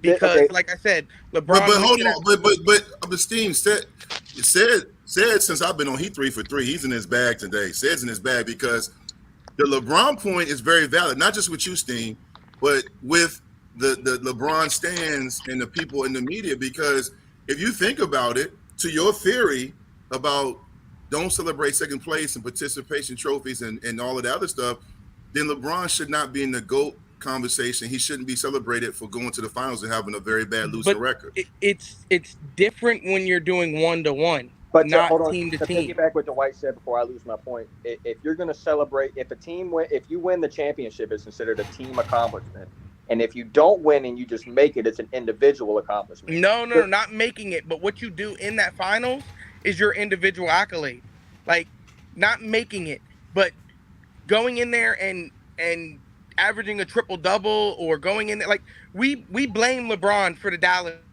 that finals, right? Yep. Right? Yep. We blame him. He played horrible. We give him hell for that, right? So when he went in there and he busted his ass and averaged a triple-double and nobody else around wanted to help him, why can't we keep that same energy? So would you keep that same energy if he performed in the way in those 10 straight, if he did around the same in that Dallas series, for those 10 straight, do you still think there'd be notoriety behind him making 10 straight even though he performed like shit? If he performed like shit, he wouldn't be up there like that. Because if he performed like shit, the 3 that he won, he wouldn't have won the finals MVPs. If he played like shit, he wouldn't have got there because of the teams he had in the last 2 years in Cleveland. So, like, it's all relevant because if he gets there, like, he's got to play at a high level to get there, and then he continues to play at a high level there. You can't you can't make somebody make a shot. Yeah. You can't make I think somebody pass the ball to you.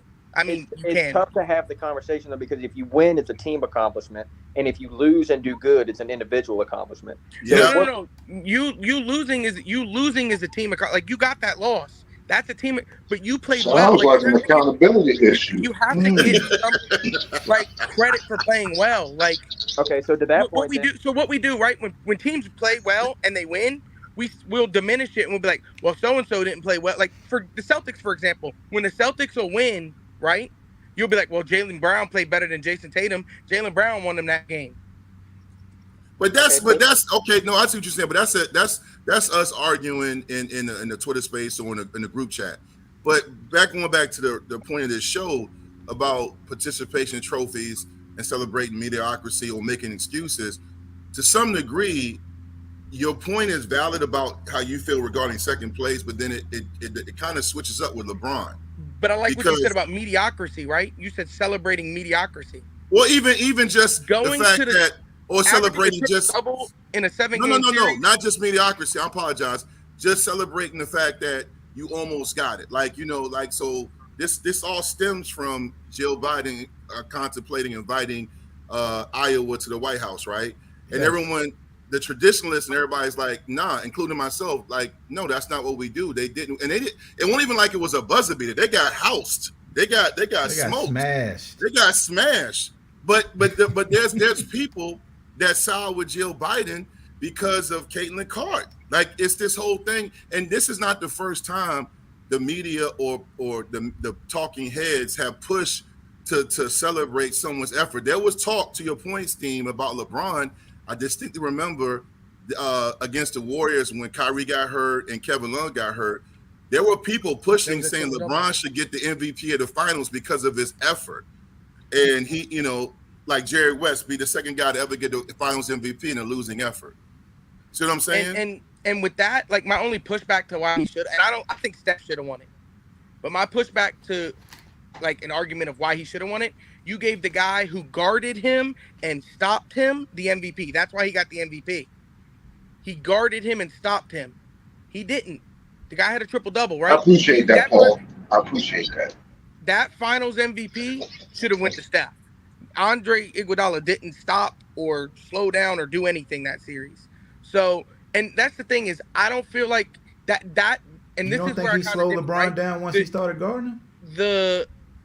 No, you can look at the numbers. I don't have them off. What's the number? Like I'll bring them up later. So that was all a lie. Like he didn't really do anything. Like I mean, nothing he was did different. something, but it wasn't as efficient. It wasn't efficient enough to win an MVP. But it was enough. Did it take LeBron down a notch when he guarded LeBron? Because that's essentially what he. When he said, we know he didn't shut him down. I've seen the stats before. I don't know them off the top of my head to give you a direct answer. And then I say that because GP gets that credit for the series where Jordan plays Seattle. I can't when GP answer started that guarding off the him. top of my head. I've seen the stats. Michael Jordan numbers went down. I personally feel like it wasn't enough to where he should have won MVP. I think Steph should have won. Oh, no, I got you. Yeah. But Steph was stinking it up too, though. Yeah. Yeah, but he was the best player on the team that won. And that's usually what, like, he played the best. Andre Iguodala wasn't out there scoring the buckets and doing all that. No, he won't. I know where you about to go. Go ahead. Here's the thing. If you look at, because most of the time, this is how they look at star players. Did your game ascend or did it drop? By Steph's standards, his game dropped. Yeah. Even though it was still good, but by his standards, Steph's good. Yeah, I feel you. It dropped. And back to what we were saying earlier about who deserves what. Does he deserve that Finals MVP just because he is the quote unquote best player on that team? No, I think he played the best on the team. That series. I mean, since then, Steph has been since I don't think he played but the this Steph level. finals, he was phenomenal. I don't think he played the Steph like his level, but I think he was the best player on that team in that series. He was definitely the best offensive player. They needed him to be the best offensive player. It doesn't so he's right. He didn't play the Steph level, but I still feel like. But if Iguodala doesn't guard LeBron, Steph wins. Nah, I'm just matching. But that's my thing is, I feel like there's so much uproar with what the vice president said because She said both girls played a great game. She didn't give she didn't say LSU. She didn't directly give credit to LSU, and I'm gonna be. I personally don't think she wants to meet that Iowa team. She wants to meet one player. She wants to meet Caitlin. Yep. So why don't you just say LSU played a great game?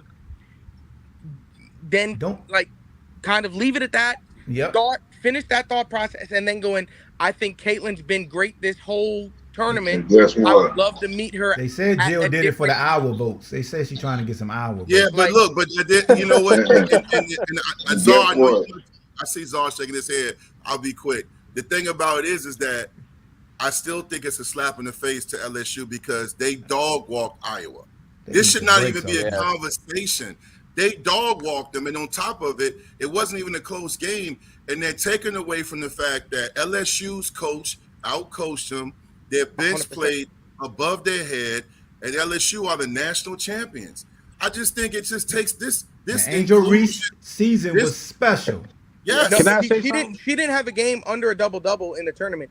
That's my thing is I feel like she took the president used that game to try and meet Caitlin. I feel like she wanted to meet her before that game, right? Yeah. She's played well this whole time. She's wanted to meet her. Yeah. And you know what? Hold on, Czar. I know you want to talk. But last point, it's so funny too because they're talking about Jill Biden, who is the president's wife. She's not even the vice president, Steve. She's talking about she want them to come. It's funny how nobody told her to shut up and stay in her lane with politics. You know what I'm saying? I mean, Caitlin essentially did it without doing it, to be fair. Like if you I'd like to say something before Caitlin essentially told her, I'm not coming to the White House. And if I do, it's going to be under different circumstances. I would love to meet you, but I'm not doing it. She basically told her, like, I don't know what she said. I think, I don't want to quote her, but she was like, winning or the White House is for champions or something like that along the lines. LSU deserved it. LSU won it. They should go. And I would love to meet her on different circumstances, but I'm not doing it this way. Go ahead, bro. All right, go ahead. I want to be respectful of the show. What's going on? What's up, Vic? What's going on, brother? What up, boss? What up? Hey, I got a question. You ain't say what's up to Rob? Rob who? Robert T. Green. The man that put in your face yesterday. What's up, Robert T. Green? I took your advice, bro. I'm sitting up. And, you know, I'm trying to. I got my background. My house is being clean and stuff. So, but it's a short thing here. So I really never noticed. I always thought that the team that won, regardless of the event, the president invited them. Am I correct? Yeah. Yes. So this is the first time. Wanted Joe Biden is this the first time that the first lady? She didn't invite them. Yes. She technically didn't invite them. I believe her quote was, "I'm gonna tell Joe that I want them there." Yeah. Okay. So extended the invite officially. I get it. I'm looking at it a certain way. Still wrong. It's wrong. Yeah, it's wrong because Joe, she shouldn't even be in that. You know what I'm saying? Regardless of who the president, would it be Biden, Trump, Reagan? I'm proud of you, Kevin. I'm proud of you. The people always I'm very proud of you. It was no runner up. So I give you all that, bro. That right but there. But you switching the tone now. Earlier you said that it's okay because of unity. We went and did some research, Steve. I'm proud of you, Kev. Bro, I'm trying to give you your flowers, man. God damn. So I was unaware that this is the first time. I'm not trying to be nothing like the women or anything like that, but the vice president, the first lady, actually kind of coordinated the whole thing. You know what I'm saying? So I just feel some kind of way about that. Joe should have kind of handled that a different way, but it is what it is. God damn it, Kev, I'm proud of you, boy. Don't be proud of him. He changed his whole tune, said, don't be proud of him. No, he changed his whole tune about an hour ago. The hell up, Steve. I known him longer than you. He literally said that they should be at the White House to promote unity and all of this, and the Democrats want to do this, and don't. He's changing his whole tune now. You still can't overlook that though, because you have to think of it from a different aspect. We as a country are divided. Who's we? Everybody, man, as a people.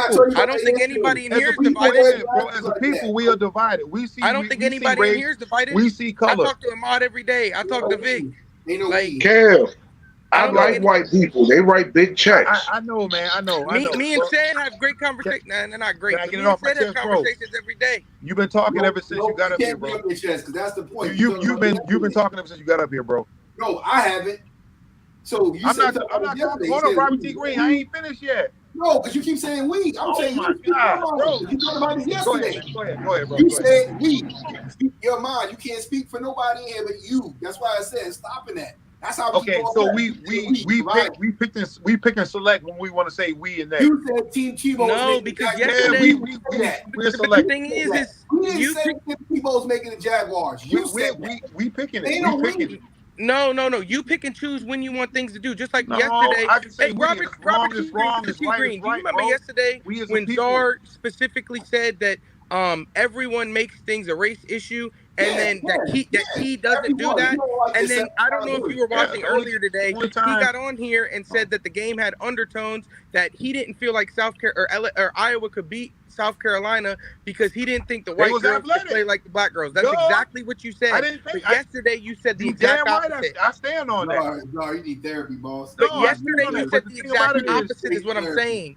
So you're No. walking back. Nah, y'all guys just be falling for his characters like the one he got on now, the Uncle No, Ruckus. look, the selective outrage has me. It's not selective. Yes, because I'm gonna tell you like this: when tragedy happens, it's we as a people. When it's a small sporting event and it's racial undertones, it's them and it's they. Y'all gotta pick a side, bro. If you gonna stand unified or you gonna say they and them, don't include me. So do you Y'all have gotta an stop issue? doing that bullshit, Do you bro. have an issue with the reporter today? Did you watch the Caitlin Clark? I haven't No, watched he it. I've didn't. been working, Nope. bro. He didn't watch it. He don't watch important stuff. Whoever, I forget who it was exactly who interviewed her. They tried to get her to answer questions in a very, very like racist manner. Like they race baited her in to try and answer these questions to do it, and she didn't do it. Okay, so good for her. my thing is you're saying that this game had undertones and everybody was divided, but they literally tried to get that out of her, and there was none of that. The media made all of these undertones. That's what drives the the game sale. had none of these undertones. The outside world, Twitter was saying, "Oh, this team is all this and this team is all that." The ESPN, so the media did that. None of us did that. So let me I'm not looking at this game.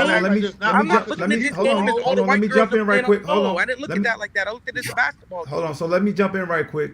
To continue to go down the road as things going down. Danny Kanell retweeted today. He tweeted and I retweeted and responded to him. He praised Caitlin for taking the high road and how she's such a role model. And I retweeted him by saying high road ? Usually when somebody takes the high road, they are pandering to an audience that wants them to respond a certain way. Because when we take the high road, we are actually just pandering to the positive folks versus, because when you don't take the high road, you being your damn self. Anytime somebody takes the high road, they're doing something they really don't want to do, but they just want to keep it Appeal to the PG masses. and move along. So by saying, Danny Kanell didn't realize this, by saying that Caitlin was taking the high road, he was essentially saying that she was lying and that she really didn't feel like what she said was really her truth, which I felt like he didn't realize he was slapping her in the face because she knows she talked trash. She had no issue. You could see it on her face during the game. I said this yesterday. She never had an issue with what Angel was doing at all. And that's another thing. Because sorry, stop shaking your head up and down. You just said when he said that she didn't have a problem with it, he ain't say they. He said she. Ahmad just said she didn't. You shake your head up and down. She talking about exactly the person, about what it is. You shake your head up and down. Then after you start talking, say they again. Robert T. Green. She and they are two different. Come on, bro. Hold on, and that's another. Don't do that, man. And that's another thing. The point is making is again, Danny Kanell. He said what he said, and he and Greg McElroy and all the Alabama SEC trolls that go back and forth. Yep. This exact agenda. It's not. It's each individual one, not they as a whole. It's each individual person. Caitlin Clark said what she said, despite what anybody else said. That's why I said. And I try to stop the conversation because with the last one, we were just going and the mind cut us off. But we're not going anywhere. It's a circle that's going 1,000 miles an hour right now. You got pockets of people, man. No, it's because of you. It's pockets of people. You can say it's they and we. You're not going anywhere. What Ahmad just said and what my man Willie just said, About Caitlin Clark, we talking specifics. Now we got context. Now we can move. You keep going they and they are the pocket of people. So Czar, those are the people we have to eliminate or not give the energy to. I can give you an example of why the media. No, I know what it. Hey, I know what it is. Undertones, or there was undertones. The media gave it undertones because Caitlin Clark did this to that to another person, and she was cold, and she was a bad girl, and she was this. But Angel does it, and now it's a racial issue. No, you did this, so I'm gonna do this. That's what it is. No, that's how it works. No. It's not a racial issue. No, Steam. I know what it is. I know what it is, Steam. He relates to Caitlin Clark. Wanna know why? Because he trolls so much that when he gets trolled back, he doesn't know how to handle it, and that's why he's defending. But nobody's trolling. That's the thing. There was no undertones to the game. There was undertones made by media members because Caitlin Clark was cold. She was bad. She was all of these great things for doing this. But as soon as Angel Reese does it, she's classless. She's a thug. She's this.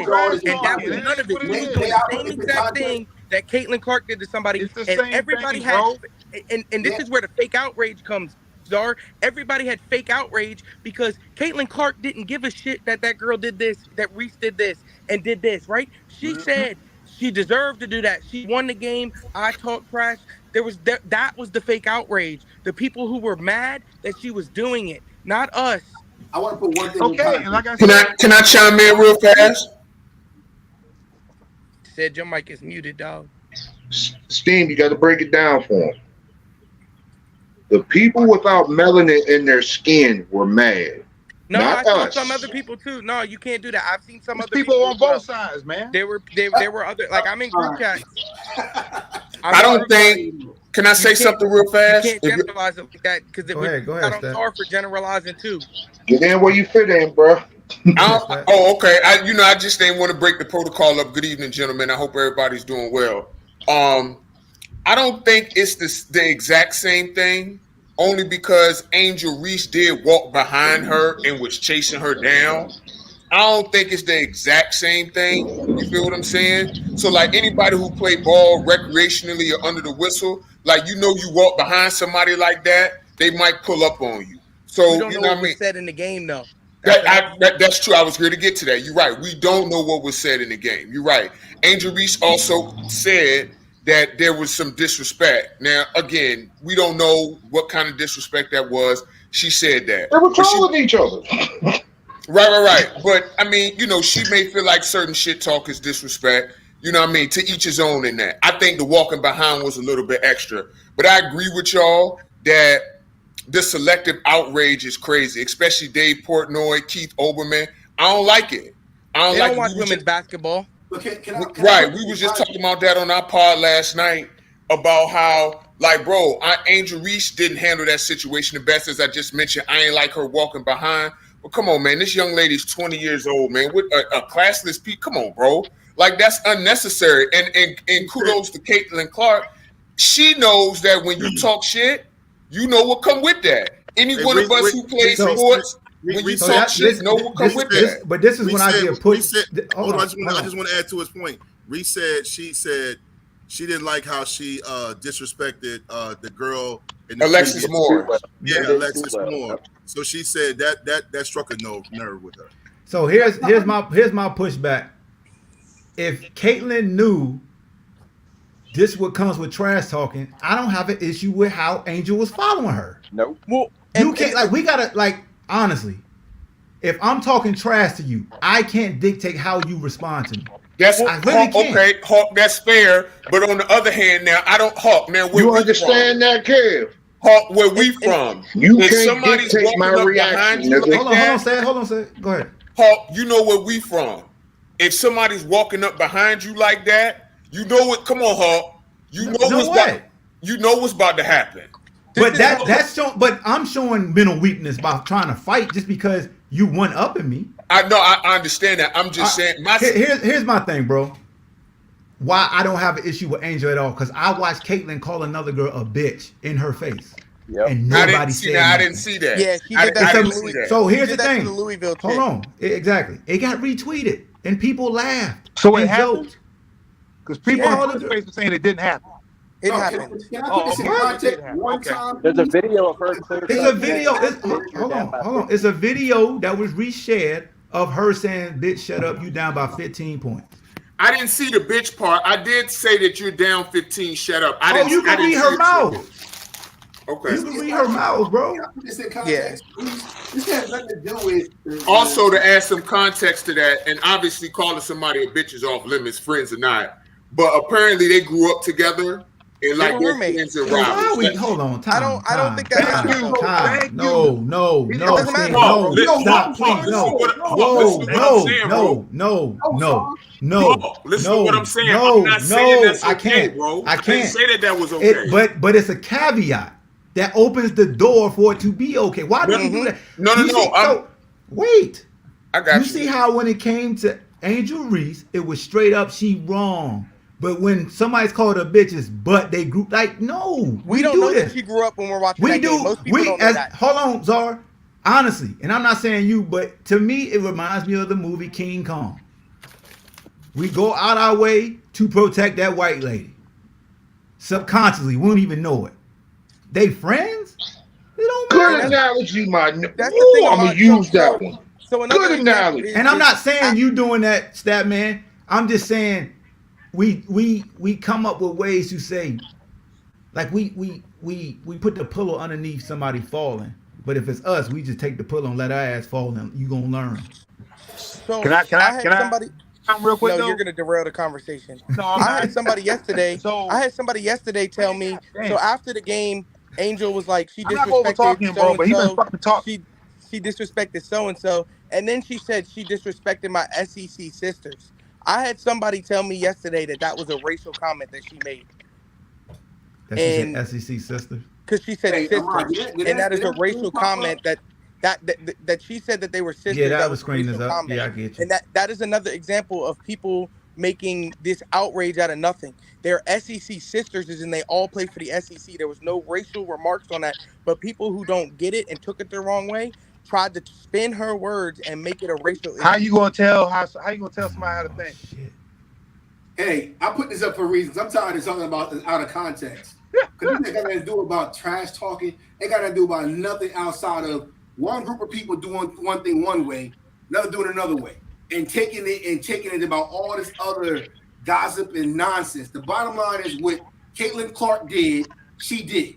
The bottom line is when the other girl did it, then it became an issue. This is exactly why, when I'm on the screen right now, is in American history, the only public university in America that is settled for $4.2 million for racism and bullying, for treating people of other colors differently, for doing the same exact thing. And you see at the top, my name is right there. That's at Iowa. That's the University of Iowa. And no one even knows this actually even happened. And that's why I say that we with Iowa, with Turk Ferenc being the longest tenured college football coach right now, who had the highest paid strength coach, who I got his ass fired. So this is what this is about again. This is about people doing things one way and then vilifying people that were another color doing the exact same different thing in that space. Nothing of this, other than this stuff matters. And everybody keep going left and right. And at the bottom line is, at the end of the day, that Miss Reese could do whatever she want to do. Caitlin could do what she want to do. Nobody went to jail. Nobody got hurt. No nothing. People just taking it and moving the way they want to make it do it. And Danny Kanell and, like I said, Trolls and everybody else that keep doing those things keep missing the point. The point is, we as African-American people, athletes, own separate thinkers, and what we want to do, we can do what we want to do. You can't dictate to me, and that's why the settlement happened, because that clown Kirk Ferentz, the longest tenured head coach of college football, did not want to be deposed. And for the audience, you don't know what deposed means, is that go under oath and raise your hand. And at the end of the day, nobody in here, nobody out there, none of the black media, none of the white media wanted to cover anything that happened to these over 70 African-American athletes over Iowa for 2 decades. And we still glossing over it. We can't speak truth to power, because at the end of the day, we just basically missing the ball at every single level. That's what this is about right here. This is what this whole thing was about. Telling somebody how to act, and when you control or have control over them, they're supposed to walk a certain line a certain way, which is devalue who you are. And as I said again before, that's why the man up there on this thing says it's a nightmare going in. Because if I'm a black man, I live a certain way and I operate a certain way and talk a certain way, you telling me I can't and saying I'm not who I need to be, then that's what happens. This is what this is. So I'm gonna leave it at that because again, sometimes, especially with Czar, he need to see things. He like to talk with no context and no substance. See what that says? It says $90,000 towards graduate studies of 6 of our clients seeking further their education because they gave them an education in Iowa that wasn't relevant to their Caucasian counterparts. Just the facts.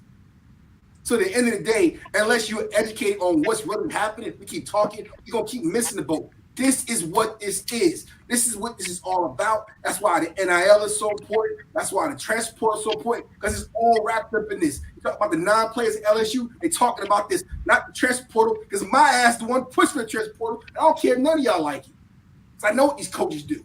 They make money. It's like the one from Iowa, from Iona, or the other school from Fairleigh Dickinson, and the other one took the job 2 days later. Bye. But the good thing about that is the players now can do the same thing.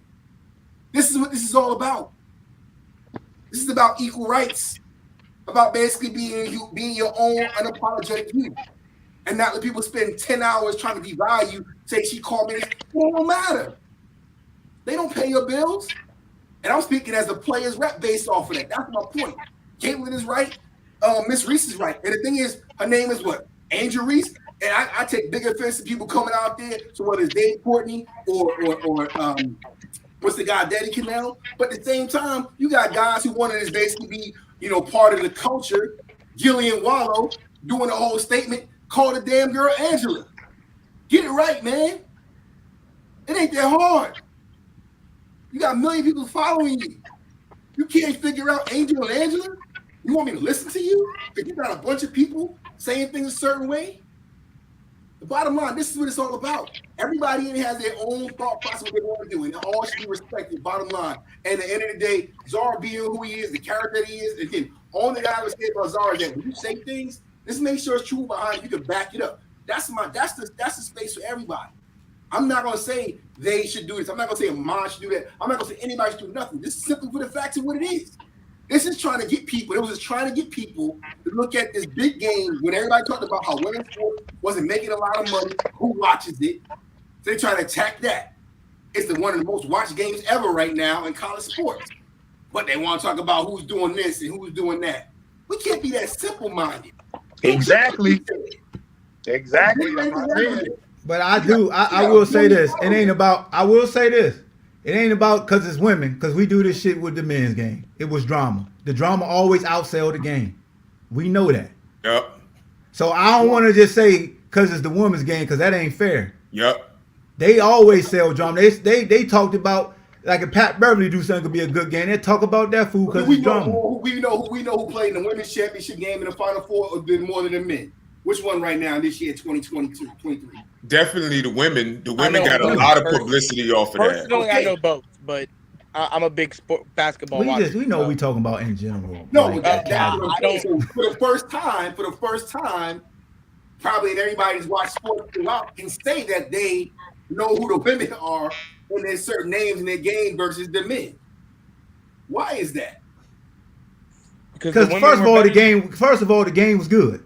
Well, the women also had stars. So we look. The women. I agree. Hold on, bro. I agree that the game should always overshadow drama. But if that product ain't good, it don't matter what Reese did to Caitlin. If the product was trash, we ain't talking about the game. So the product was good. The women's product was good. The game was good. The game. No, not just the game. The tournament. The whole tournament was good. Yes. The whole tournament was better than the men's tournament to me. So I disagree, but it was good. It was better than normal.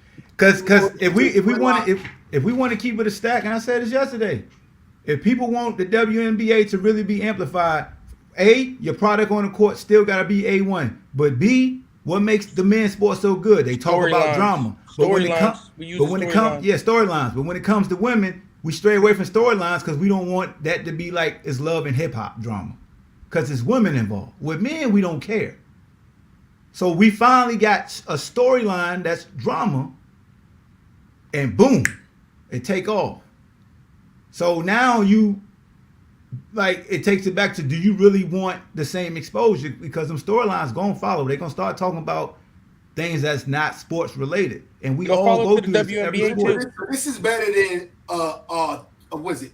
30 double-doubles the whole time, and better than Caitlin Clark doing what she did. Is that better? No, it's just a better. It's gonna get you more. It's gonna get you more sells traction. to people who don't know It sport. sells. Drama sells. Yeah, but I'm saying I get y'all saying, but this To is us- y'all whole conversation about which championships matter. I'm like, the girl Miss Reese had double-doubles the whole I'm not Rob. I'm not nobody. So nobody disagreeing with you. All I'm doing is We're giving. not talking about that versus the other. Rob, I'm being fair and saying we're not just gonna say this only take place because it's the women's basketball game. Watch when we get to the men's finals. How it's gonna be if a drama take place, like Steph doing this, though I like this one more talked about than him winning that championship. Rob, I know what you're am I lying, Rob? Like all the you're not lying. You're not lying. My point, I'm trying to because I'm with you. You care about the sport, that's Rob. where the money really is. Because if you really talk about it, was really gonna get these women paid or WNBA, it's about what they really did. Number 45, I didn't know who she was, but she was killing. Yeah, she was I think a bigger issue is they need to relax some of those rules, those eligibility rules, to make some of those, like Caitlin Clark and Angel Reese should be able to go to the WNBA now. You can't. Like Angel could go now, right? The reason you Just can't not do that, Caitlin. the reason you can't do that, unfortunately, is the WNBA money. It's not great, so you can't have players coming in every year like that because you're gonna kick. Like it's a money issue, unfortunately. With that. Well, it's the same thing with men too. That's why they didn't change the one and done, because they wanted some of the veterans to still keep the money. Correct. I get It's a that money part, but for me, but if the you men's trying to money is really, a lot more than the women. but I agree with that. But the WNBA is subsidized by the NBA anyway, and I understand they consistently losing money. I get that, but if you're trying to build a game, man, people are gonna come sell out to see Caitlin Clark, bro. Yeah, Come and on, I man. just They you know do it what? for Sabrina. To the stat man's point, I want to circle back to what Rob was saying. I agree with Rob saying I'm a purist. But I'm not gonna lie, I enjoy the storyline too, because if you look on Facebook, Instagram, Twitter, and even Snapchat, and all these shows, especially this time of year when baseball's getting, it's kind of that dry time before the NBA finals. The women's college basketball championship is trending so much because of the controversy around it, the racial issues, Jill Biden, and as much as I hate it sometimes, the storylines, they bring something to it. It's the same reason why Deion said he had to create a persona, an alter ego. It's the same reason why Chad Johnson changed his name to Chad Ochocinco and put on the Hall of Fame jacket. It's the hyping up of yourself or the talking trash. Sometimes there's not a place for it, but it's part of the game. And for the first time in a long time, you have individuals, because usually it's UConn, Tennessee, Stanford, LSU, Baylor. Now you have like two individuals. You have a once-in-a-lifetime talent in Caitlin, but you also have Reese, who is basically promoting herself. She's getting ready to do this podcast. She's doing a lot of stuff. She knows exactly what she's doing and promoting herself. For the purists out there, it's kind of annoying. People were out of pocket saying, calling her class a piece of shit. But at the same time, even them people like Overman that's saying it, I bet you when she plays, they're gonna tune in. It's the same reason why. It's the same reason why the men's tournament was viewed as down this year, because you didn't have the hatred for Duke and Kentucky and Carolina. There was no Kansas. And as much as people like the upsets, what was everybody talking about on Twitter last night? Oh man, this is trash. This is terrible, man. Even though I enjoyed it, they're not UConn. I thought UConn was phenomenal. It's no storylines there. So the Skip Baylesses and all the people we love to hate or whatever, the Stephen A's, they weren't talking about it. Dwight, here's my issue. Here's my issue. That's not going to change. But hold on, Stat Man. But Rob, do you see my point? I'm not disagreeing. No, with I know. I see all of y'all points. I'm just simply saying I'm trying. So again, just to clarify who the audience don't know, I'm trying to get players paid. Period. Best way to know how and sustainable. Yes, yeah, man. That's it. So the bottom line is, hey, that's my guy for real, man. Shaggy, I appreciate you, man. Thank you. I got a podcast, y'all, the Number Streets podcast. Please subscribe to it. I appreciate it. We need all the support, man. I'll put the link in the comments. Shaggy, my guy. Hey, we got to get you on the show one day, Shaggy, for real. Hey, T Green, Go ahead, to piggyback off what Dwight was saying a little bit. Don't you think that the drama and the story, even though us is like all of us in here know ball enough to where like we enjoyed watching the product on the court and it wasn't overshadowed by the whole "you can't see me" thing. But don't you think for the people that don't follow the sport as much, that are now starting to see this because of this drama, that's going to bring more people to start watching it, and it's going to bring income and bring money? See, that's a good question, and drama's a part of sports, especially how the media circulates news now and disseminates it. That's fine. I think the issue is where, like for NBA basketball, for example, can y'all think of it like NFL? Do they still have NFL matchup where they break down break down the film and all of that? Mm-hmm. What NBA show does that right now? Do y'all know? Isn't one on NBA TV? No. Isn't the one on NBA TV? You see what I'm saying? Like the NBA just peddles and manufactures drama, bro. Yeah. Drama's part of it. That's cool. But it needs to be some X's and O's breakdown or something, bro. Like that because not just bringing casuals in, but casuals actually want to learn about the game too, bro. Like when Tim Legler comes up there and talks, and when people like that come up there and they break down, bro, that stuff is interesting. Fans want to learn more about the game, bro. Statman, I agree with you 100%. And number one, I like your show. I watched it, and you guys do that on your podcast. But here's the problem: not with your podcast. Here's the problem with that. And I've talked about this numerous times on Ahmad's Twitter space and on the show. The problem with this is we've had shows like that in the 90s and early 2000s. The sports they have them on ESPN Plus too. Those shows, they don't carry the same weight, and they usually get tuned out because nobody really wants to hear that. Not nobody like us.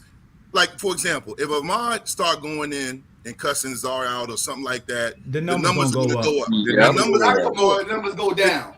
The numbers, when you talk, like one time we had a very powerful discussion last year on mental health, and it was like 60 people in this space, but it was originally at like 260 in Ahmad's joint. The numbers went down. We started talking about mental health and rational and resources because people, it's not controversial. There's no storyline there. Like those shows, when they say, okay, like I'm gonna break down this guy runs the post and he comes in the safety. People don't want that. They want you arguing. They want you yelling. This is the thing. Stephen A. Smith and Skip Bayless are making millions on making hot takes and being personal. They're making millions on calling people out their name and making assumptions. You are seeing shows on ESPN and Fox Sports talking about sexual affairs, racketeering, hip hop. It's no more. It's entertainment. It's got to right. But what Shaggy said is the thing, and that's what the Number Streets podcast tries to do. We all do analysis. Like I break down film.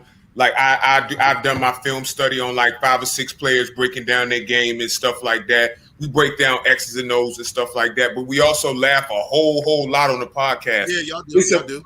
It's a mix that you can have. My problem is that the first takes, the first things first, those kind of shows, they pander to the lowest common denominator, and they don't even attempt to do the other thing. And that's the issue. That's the issue that I have. They only pander to the lowest common denominator. And again, having that in the game is cool, but it got to be more than that, bro. That's one of the reasons why I got. And here's the thing: how players are getting paid the contracts that they want. They don't understand the business, and when they don't do things a certain way, they should be paying their money. They hate and they collusion. Like ain't got nothing to do with none of that. But there's no shows breaking that down why they make these decisions. And then when it happens, then they just pass it on to the next scenario. So again, right now, where's Zeke gonna go play at? That's what people talking about. Where's Zeke gonna go play at? Like nobody trying to pay Zeke. Oh, where's Lamar gonna go play at? Oh, they don't try to pay Lamar. Then nobody understands why because they don't talk about it. But they like to talk about the drama, and they go to the next one, and then the next one. So I'm like, so who won't actually take the time and say, you know what? That is true. They don't discuss the business of that stuff. And here's the thing. Now, Statman, you running your own podcast. Here's where the frustration comes into that a lot of people don't pay attention to. You can have the greatest intentions to come in and say, I'm going to be informative, but that shit ain't going to pop. Yep. I'm going to be honest with you. As many times I want to do spaces, as many times I want to do a StreamYard, and I want to go pull up all this film I got and really break down routes, really break down how quarterback. I had a podcast showing Czar why Deshaun Watson, the narrative was fake about he couldn't read the defense. That's why you have my calls like once a week. Hold on. About 7 people was in there. But you let me start saying Deshaun Watson should get this and shouldn't get that, it'll be 50 people in there. Yep. So can I respond to that? Yeah, hold on. The issue with it now. Hold on. I'm not finished yet, please. But and that's the issue you run into with being a creator, because you do have to find a happy median, and you gotta pay attention to the algorithms, or you not gonna. Because when it comes to getting sponsorship deals, they say, "Let me see your algorithms. Let me see your streams." I bet you ain't gonna show them that real informative podcast, because that shit ain't got numbers. But you'll show them the petty one with a lot of cussing and fussing, because them streams out of this world, and you're gonna show those. So for NBA and football though. Hold on, bro. I'm not done yet, Steams. Let me cook. But they have them. Hold on, Steams. Shit. All right, go ahead, bro. Like they have those shows.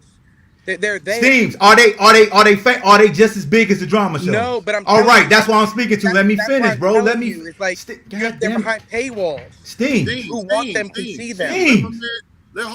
Steams, I'm not saying they don't exist, bro. As a creator, because you about to create on your own, you gonna see when your ass is in your bag and you really spitting and you really informing, ain't nobody gonna fucking be there. And I'm gonna speak. I'm being to that. honest with you, bro. I'm gonna speak to that. You got it. So when people ask me why the fuck I got Czar on my show, that's why. Because Czar's dumbass takes gonna bring the casuals who I can use to loop in to the real shit. Yeah. And I use him. He's my bait.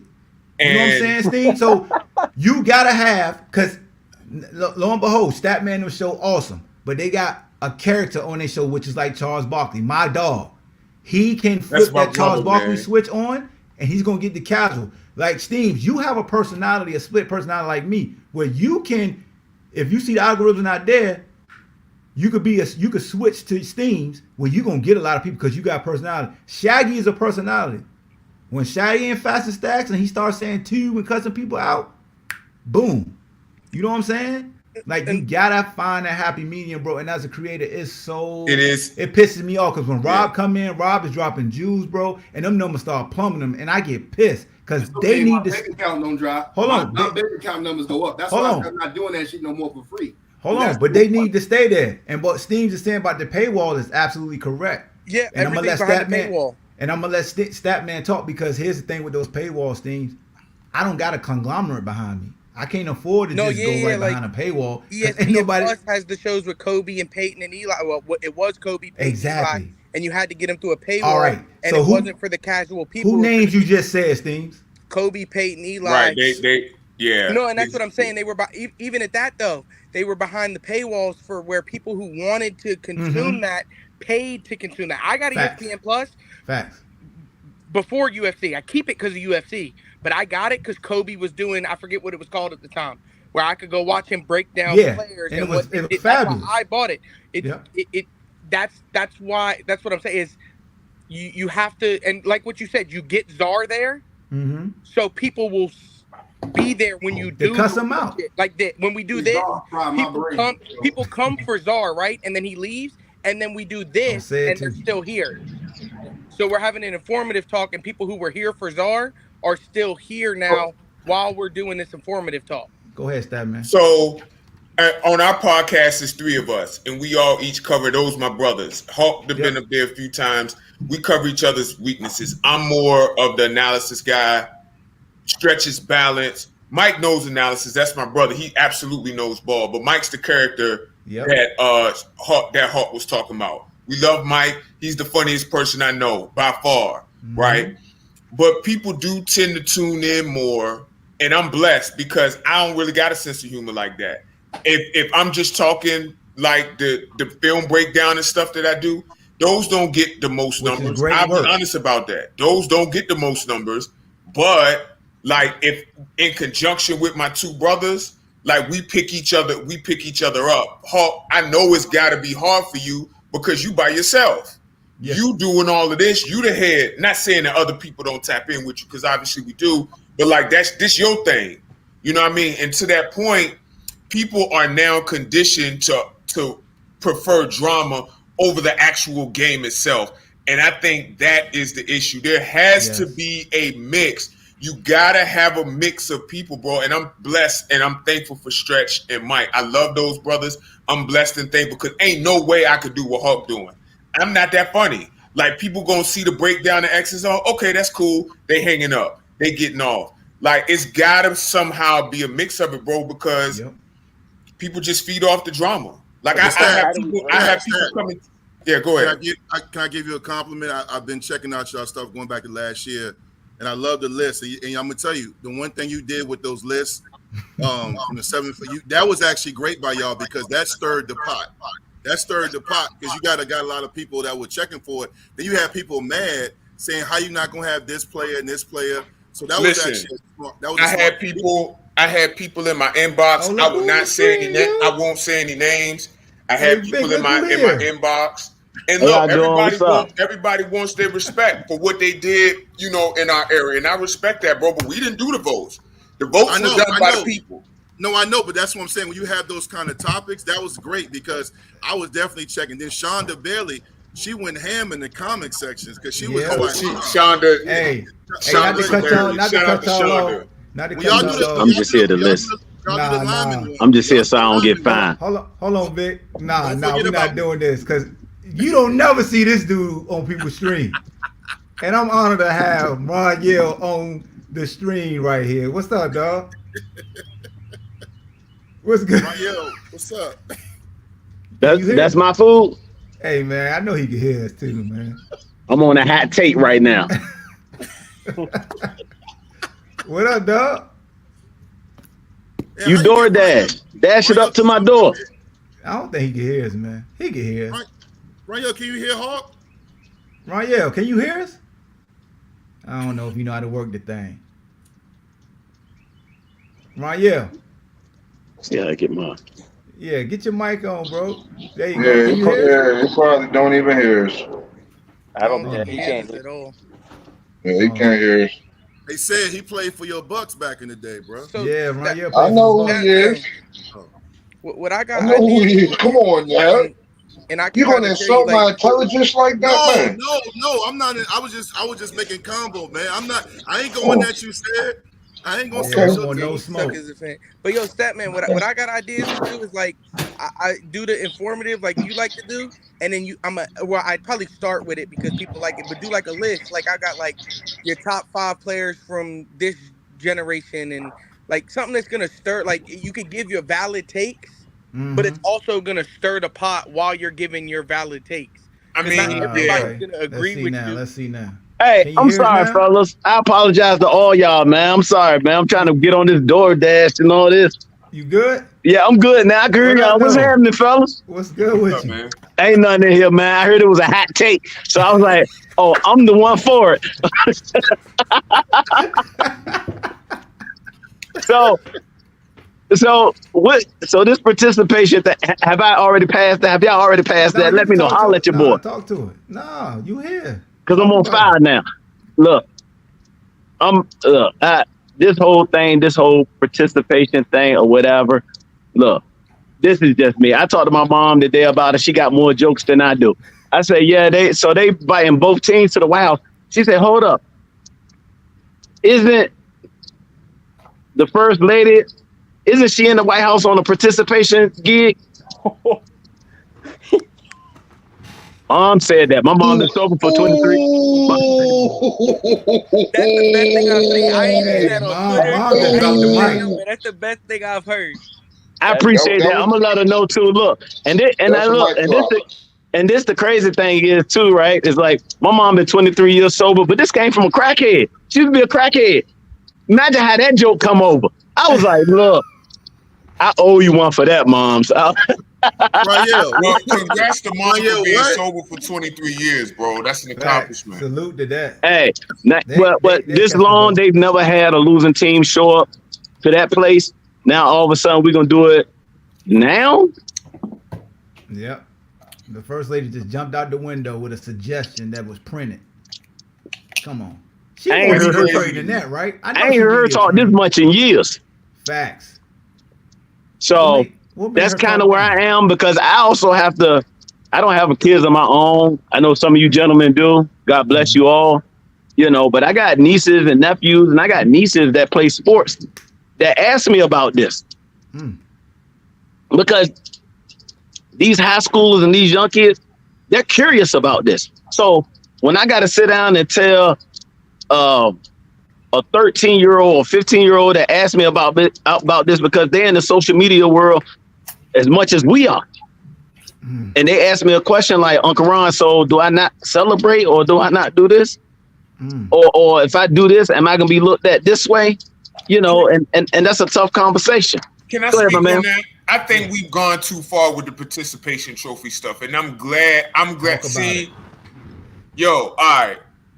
I don't agree with what First Lady Jill Biden did. I respect the position of First Lady for sure. I don't like what she did. I don't like it at all. But I think that we've reached a point where we only celebrate only the winners and just completely dismiss if you don't win at all. I think any standout performances should be acknowledged, but to the victor goes the spoils. You can acknowledge a standout performance or a great team. We can acknowledge Aya. We can acknowledge Caitlin Clark.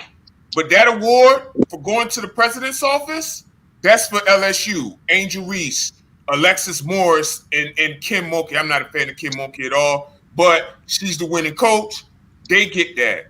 I think we've gone too far. We just do extreme so much in today's society, and it's frustrating. Like when we talk about basketball, Hawk, you done been on the podcast with us when Mike talking about Joel Embiid. Joel Embiid dropped 45, but he lost. But it's like, wait a minute, but we can't acknowledge a great performance even if his team didn't win. We've gone way too far. To the kids' point that you mentioned, I'm sorry, I forgot to think you said it was Ron. To the kids' point, I think that with the kids, bro, because I got a daughter, she played basketball.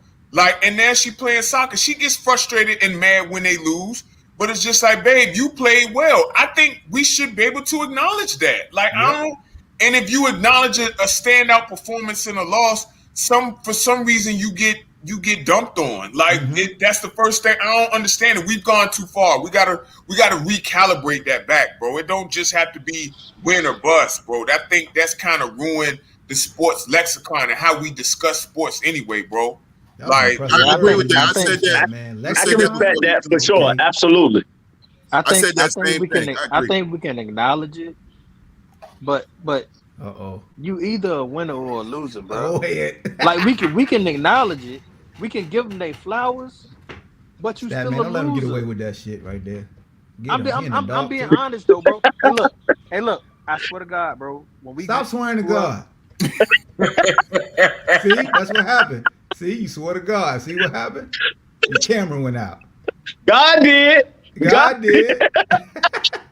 T, we can't hear you, bro. Say something. We still can't hear you, bro. Hey man, turn the lights on. What the hell? Come on, this T. ain't the quiet storm. My man in the dark. But I just think it sounded like what he was about to say was either you're a winner or a loser. I don't agree with that because it's levels to winning, especially if we're looking at professional players, bro. So I'll give an example. Is Charles Barkley a loser? Or I'll ask a question. Is Charles Barkley a loser? No, not at all. Depends on what scale you ask. I feel like you can answer yes and no depending on what the criteria is. Okay, and it's levels to winning. I agree with that. But it's hard for me to look at somebody who's a top 25 NBA player of all time, has an MVP award, has led a team to the finals, and is a high level All NBA player. He's like 11 or 12 All NBAs. Yep. That guy's a loser. Hey, look. So I'm not saying. My bad. I got a phone call. What I'm saying turn is, the light on. No, I'm not turning nothing on. Don't put me in your room in the dark. I didn't come in for that. Look, it's a TV on. You know what I mean? Y'all mind y'all business. I ain't getting up right now. And I'm on the couch. I'm in the living room. My man. Hey, look. But what I'm saying is, and I know we always go on this era thing and people being stuck in the era that they grew up in. But when we was growing up, we didn't get participation trophies. That wasn't a part of the way we were brought up. If you won, you got a trophy. If you didn't win, you didn't. So you winning an individual award, you won that award. You a winner in that aspect. On the team level, you are a loser if you're not winning. So I can give you your flowers for your individual performance.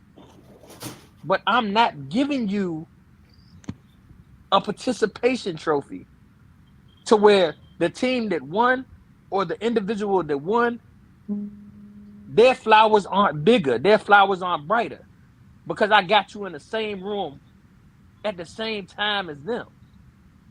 I'm not doing that. See, when you win this, when the team win the Super Bowl, they go up on that stage. You know where the other team go? To the locker room. Congratulations, you made it. But you lost. So you go to the locker room. Some of the guys stand out on the field and watch those guys and take it in. But they didn't win.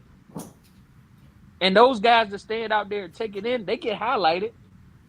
And they say they're using it as fuel for next year. Mm-hmm. But in the same breath, you got to understand it's hard to get there. Yes. You know what I'm saying? Yes. So if I win, don't give them the same flowers you giving me. You can't do that. Like I don't know. And I get they give participation trophies to the kids now. And I got a daughter. When my daughter lose, she don't get no participation trophy. You lost. Baby, you gotta run harder, you gotta run faster. We're gonna work at it. We're gonna get better. Hey, right. So look at this question. Don't from do Shaggy. Is LeBron James a winner or a loser? He 46 in them. Right. Hey, look, Shaggy, he got dog. there 10 times. Yeah. His record says he's a loser, even though he won 4. He's an But NBA champion. See, I can't. Hold on. You already know. I know. Hey, This is how sports shows are supposed to be, right? We give you real, or we give you some bait. I know how to you do feel. a whole joint on this I know alone. what This you're is gonna say. disgusting. LeBron is a winner in life. Period. No, he's a winner in basketball. too. He's a winner in basketball. Don't do this Let me shit. finish. Hold on. Let me finish.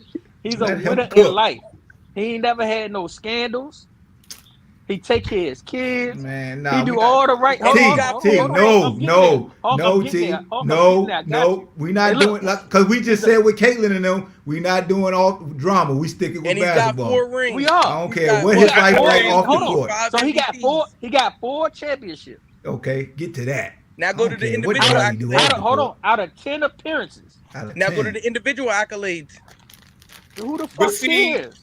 But see, here's the issue with that, T. When we debate who is better than, hold on. When we debate who is better than who, I don't give a shit what, like, it doesn't matter. Like, one is better than one. So that means, like, hold on. So that Hey, means when somebody say they don't give a shit, they ain't listen to you no more. If you gonna use that, so Robert Horry is a better winner than LeBron? Hold on, Steve. So if you gonna use that point, you can't say, well, LeBron made it to the finals 10 times. Is Robert Horry a better winner than LeBron? I knew this. Because you like to do that, Steve. Is Robert Horry a better winner than LeBron? Can I speak on it? Listen to me, Steve. He was gonna You bring like up to do this. 007. You like to say LeBron made it 10 times. So you can't use that. No. I say he made it at 8 straight times. I got it wrong earlier. We're just I gonna like use to it. say he did it 8 straight But times. T, here's the issue and though. We're just gonna use it. But T, here's the issue. The reason and I love Shaggy. It's sad to see Shaggy talk like that because I love Shaggy. But here's the problem. But Shaggy telling the truth. Is But Robert he's Horry not. better winner But than here's LeBron? why. He won, but Here's he a the career issue. loser. Is Danny Green better than LeBron? We say, better hey, winner look, than LeBron? we say Like, we say you this we shit use all the these time, rings, bro. right? We use these rings, right? But there's so role Tom players Brady who could be considered winners if we do this. So Tom Brady made it to how many Super Bowls? But he's got 6 and he lost 2, so 8. But see, here's the issue though. Why are we only looking at finals? If your team loses before the finals, that's worse. So in that case, everybody's a loser because you don't win the title more than you lose it. Exactly, it's 31 losers. No. What I'm saying is in the context of the finals record, why are we only counting what happens in the finals and not your team losing before the finals? That counts too. You gotta count it. You gotta count Mike. Okay, count So Mike. okay, so my point is. So how many years did Mike play? 15. So Mike is what, 6 and 9 then? No, 6 and 15. 6 so and that 15. means by that logic, he played 15 seasons. He's won 6. He's lost 9. He's 6 and 9. So that means by that logic, Michael Jordan is a loser. I personally don't agree with that. I also don't attribute. I don't attribute individual records to. Okay, hold on. So if you hold on, let me finish, bro. Hold on, Statman, hold on. So if you're gonna use that logic, LeBron has played how many years? 19. This would be 20. And how many has he won? But his teams have won 4. Hold on. So who was the bigger loser? No winners. Can I speak? LeBron is the bigger loser. But see, here's the issue and this is where you didn't let me finish. And I don't really want to get into a Jordan LeBron debate. I think it's clearly LeBron. I don't even want to go there. My thing is this: individuals don't have records in team sports because there's so much context that's left out in that. Quarterbacks do. Huh? Quarterbacks do. They always say, "Well, Tom Brady is 5-0 against blah blah blah." They don't do it any other position in football. But that's an issue too. So does LeBron. All right, just saying. All right, go ahead. I've never subscribed, and Hawk knows me. Me and him been doing this for a while. I've never ever subscribed to giving an individual a team record or team accomplishment. How do you do it individually? Yep. How much? When we're doing that, and back to the LeBron and Michael thing, we have to compare. LeBron's competition has been significantly tougher. That impacts winning from your team. That impacts it. Whoever you think is the GOAT is fine. I'm not even trying to change anybody's mind for real. However, it's no question. LeBron's good though. LeBron is great. It is. But empirically, statistically, LeBron's competition is significantly tougher. Basketball has evolved 30 years from the 90s. Players have gotten a lot better. Coaches have gotten a lot better. GMs have gotten a lot better. All of that has improved.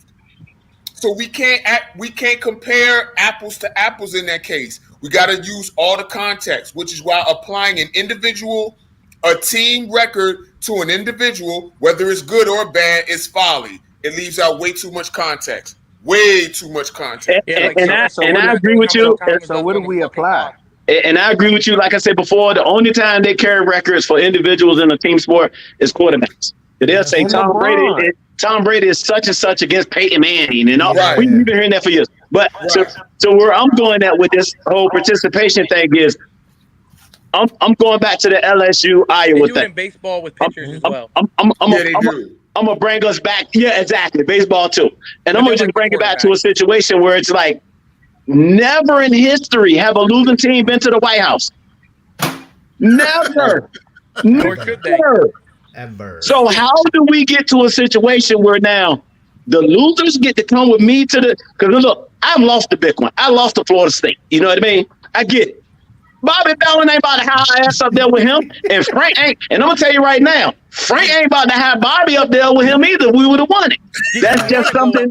That's just how it goes as far as that. As far as what I was coming from with the participation thing. When it comes to a situation like this, it looks like, oh, we want to do this way because this girl is like this and this girl like this. I'm sorry to tell you, Reese, the way she acting, that don't surprise me. I look at her coach and I can tell, oh, it's your personality, her coach. Anybody in here that plays sports, I'm an asshole on the field. Hawk will tell you, I'm an asshole on the field, but I'm like that because you know you and Hawk were both assholes. Both of us are assholes. But if you look at our coaches, if you look at Bud Foster and the Mike Tomlins that I played for, them motherfuckers are assholes too. I'm a reflection of my coach. Yeah. If you don't mind me asking, bro, who you play for? Who did you play for? Bro, I played at Virginia Tech, and I played for the Bucks, and I used to play for Minnesota Vikings in Detroit. Ron Whitaker. And trust me, I was like, son, look, man, for me. Okay, yeah. All right, cool. I was on the 0-16 team in Detroit. I ain't getting no ribbon. I ain't getting no ribbon at the end of the season. Hey, y'all was the best. I wanna say one thing to stay on the Iowa and LSU situation, because I had this situation on Twitter, and I'm glad Ron up here because he's a trash talker. Ron, correct me if I'm wrong. If a bum player was talking shit to us, did we talk shit back to them? For what? Like anybody we didn't respect, we don't talk shit to them, right? For what? For what? I'll talk shit to you because I respect the hell out of you. I respect the shit out of you. So I'm about to get at you because I gotta get at you. Bum cats, I'm just out telling you it's my talent that's gonna be better than yours. But if we're on the same level, I need a little bit of an edge to how do I get the Hawk a little bit more, or Billy McMillan or anybody over there on that side. How do I get to him a little bit more? These other cats that I don't know, Man, I'm just better than you, bro. As well. You motivate yourself as well. Like I'm Bingo. This guy. Like I don't gotta talk shit to somebody who's worse because I don't gotta motivate myself. I'm just gonna go do what I do. If I don't respect their game, bro, I'm not saying nothing to them. You just don't even like them. I'm talking to the folks. Your game folks. is disrespectful enough. Yeah, the folk I respect is the ones I'm talking to. Cause I got respect for them. And they know I got respect for it's like you said, it was an unwritten rule. And a lot of folks that was going to their thumbs, going at Angel, didn't realize they actually respect each other because that's why they entertaining each other. You don't entertain folks you don't respect. You just like make it. Both of them are talking to the best players on the unit.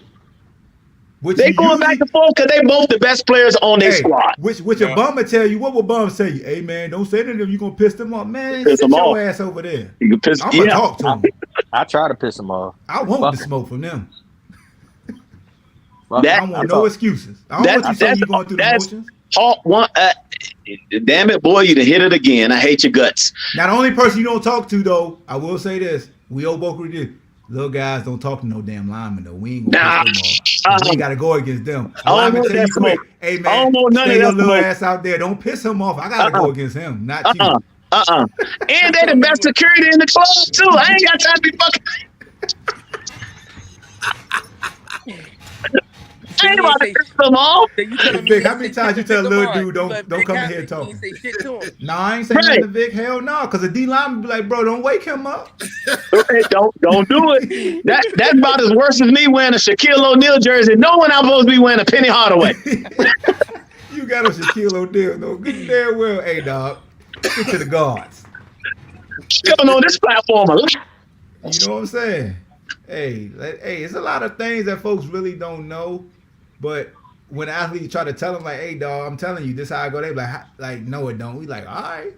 Okay. All right. Like the same stuff I dish out. I'm always ready for it though. Yeah. You know what I mean? I've dished it out to a lot of them. You know what I mean? And when I get it back, or I saw, or at the time when we couldn't catch it on social media, and we had to actually go to ESPN to catch it, and you see what they say, I'm like, he got me. Yep, I tell a dude quick, hey dog, you read my bio. That was actually you know what? You almost got me. You almost got me. I tip my hat to you. Then after the game, you go right up to that person. Hey, I think that to some degree, and this is great looking at Deuce, you up here, you and Hawk, just take me back in the day, right? But I also think with the growth of sports and all access social media with Twitter and all these vloggers and social media accounts that have more access than they've ever had to sports, you have a lot of people, and this is not a shot at people that never played the game, but there are a lot of people that know the game very well that can relate to it, even if they only played middle school ball, but at the same time, the inside stuff, they can't understand the trash talk. Like, if people really, like, we fathers now, we uncles, we older, but if they really know the stuff we said, like, I was just looking at you and Hawk going back and forth, joking, and I'm thinking back to, like, when I was going against Dingle and Wally Rayner and all those guys. Like Connie Green is my dude, but I said some stuff to him in those 2 years I played that game. Yes, you did. That game my senior year, I'm not even gonna repeat what and I love him, but I was in a zone where like I didn't care. And like you couldn't tell you loved him. It's like my man Willie said, hey, you doing it for yourself too. The thing is, though, when you watch, hold on, Steve, when you watch a game now, like all of us cover the sports and as podcasters, we played it and we understand. And there's certain things I try to explain to people that's not offensive to me, but that's another thing too. It's to the point about Jill Biden and throwing it out there about possibly bringing Iowa there. I think it's a situation where people saw Caitlin and they felt sorry for her because they don't understand the nature. Trash talk. They felt sorry for her and they were trying to empathize with her because she lost on the biggest stage. And that's why you have all this vitriol for old girl from LSU, because they can't relate to it. And then we bring up the fact that Caitlin had done it before. They were like, oh, that's different. And it's not. It's part of the game. And it's always been part of the game. But you have more coverage now on sports more than ever in the history of sports. And there are a lot of people that speak on stuff respectfully that never should speak on it. Like, as far as like, you have the right to your opinion. So for example, My mom is a Delta. My dad is a Q. I've never pledged. I've never been in those sets. I ain't never pledged. I don't care how many times I watch School Days or Stomp the Yard. I don't have the same insight that what my dad took. He can tell me a little bit of stuff, but if I speak on it, it's blasphemy because I've never been through it. And I can have an opinion about a step show, can have an opinion about their outfit. Yeah, but to speak on something that I can't speak on, to me, sometimes is out of pocket. And that's what happens with sports. Like a lot of people really think, you know what I'm saying, LSU they were talking about the coach and not having character and the team. I'm like, man, this is, and I think Hawks had a great point. I think it's also an element that no one wants to talk about because it's women. It's women. Women are not supposed to do it, but they are. The same thing happened when the Women's USA soccer team won it back in the 90s, and the old girl took off her shirt and threw her arms up. Yeah, she had the sports bra. And they were like, "Oh my God, that's disrespectful." Or how they treat Clarissa Shields as a female boxer. As a boxer, yeah. They do it with the UFC. They do it with the UFC women as well. They do it with Amanda Nunes and all. They do it with them all the time. It's like, yo, you got to do that. No, bro. Competitors, bro. I look at women as my bad, Stings. I didn't mean to cut y'all. I look at women as competitors. I don't see gender. They are competitors to me. I'm gonna treat them like I treat a competitor because they don't want you to treat them no different. They'll tell you, don't treat me like I'm a female. Treat me as a competitor. Go ahead, Steve. And that's that's the reason I don't really do the co-ed. Like there's co-ed adult league. I can't. The way I play basketball is way too aggressive to where like I'm a big dude. I just throw my body around. Like I can't do it. Like I'll rumble, young man. Rumble, young man. Switch. Ask and that's my thing. Ask Ahmad. I love to talk shit. Ask Vic. That's like I love to talk shit. I give you a warning. Yo, you hit me again. You do this again. You don't wake up the dog. Like I give you the warning.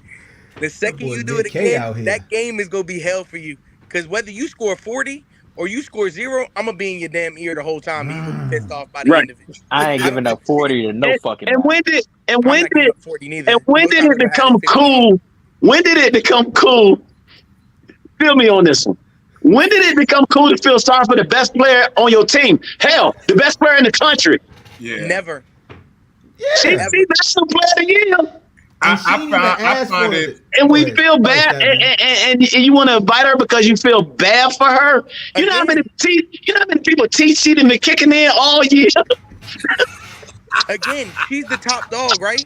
It's for this. Yeah, she just won the for this now. I want to feel sorry for her. Why does she gotta talk shit back to Reese? I'm here. Technically, like if we're talking about skill, just skill. I'm here. She was the best women's college basketball player. She lost the game. Like you got to take it at that point. You lost it, but you can't talk shit back. You're better. She still scored 30. And this my thing. And this my thing. Oh my gosh! I wish it was a mic'd up for that game because the game when she waved old girl off, didn't even guard her. I'm like, can you imagine the shit that she probably was saying in that game? Self-check. I'd have been screaming self-check. You can't hit this, all of that. They were talking to Shorty like she was Ben Simmons out there. I've made people lose basketball games from talking shit. They were calling her Brit. She was like, "Hey, Brittany Simmons." Sister? But you know what's funny about that?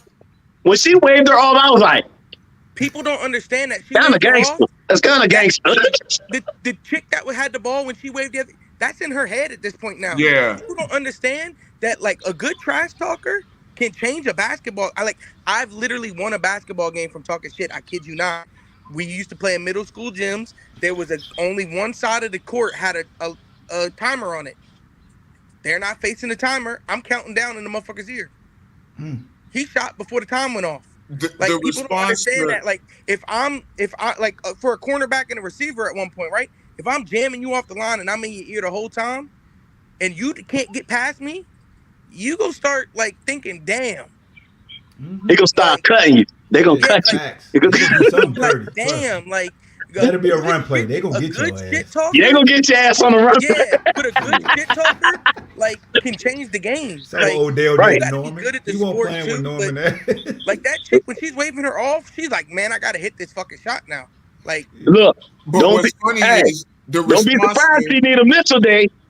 Like a guy on a podcast that I was on yesterday, he said, "Look, man, stuff like that can these athletes these days. She may need that girl that got waved off. He was like, look, man, I've seen this before.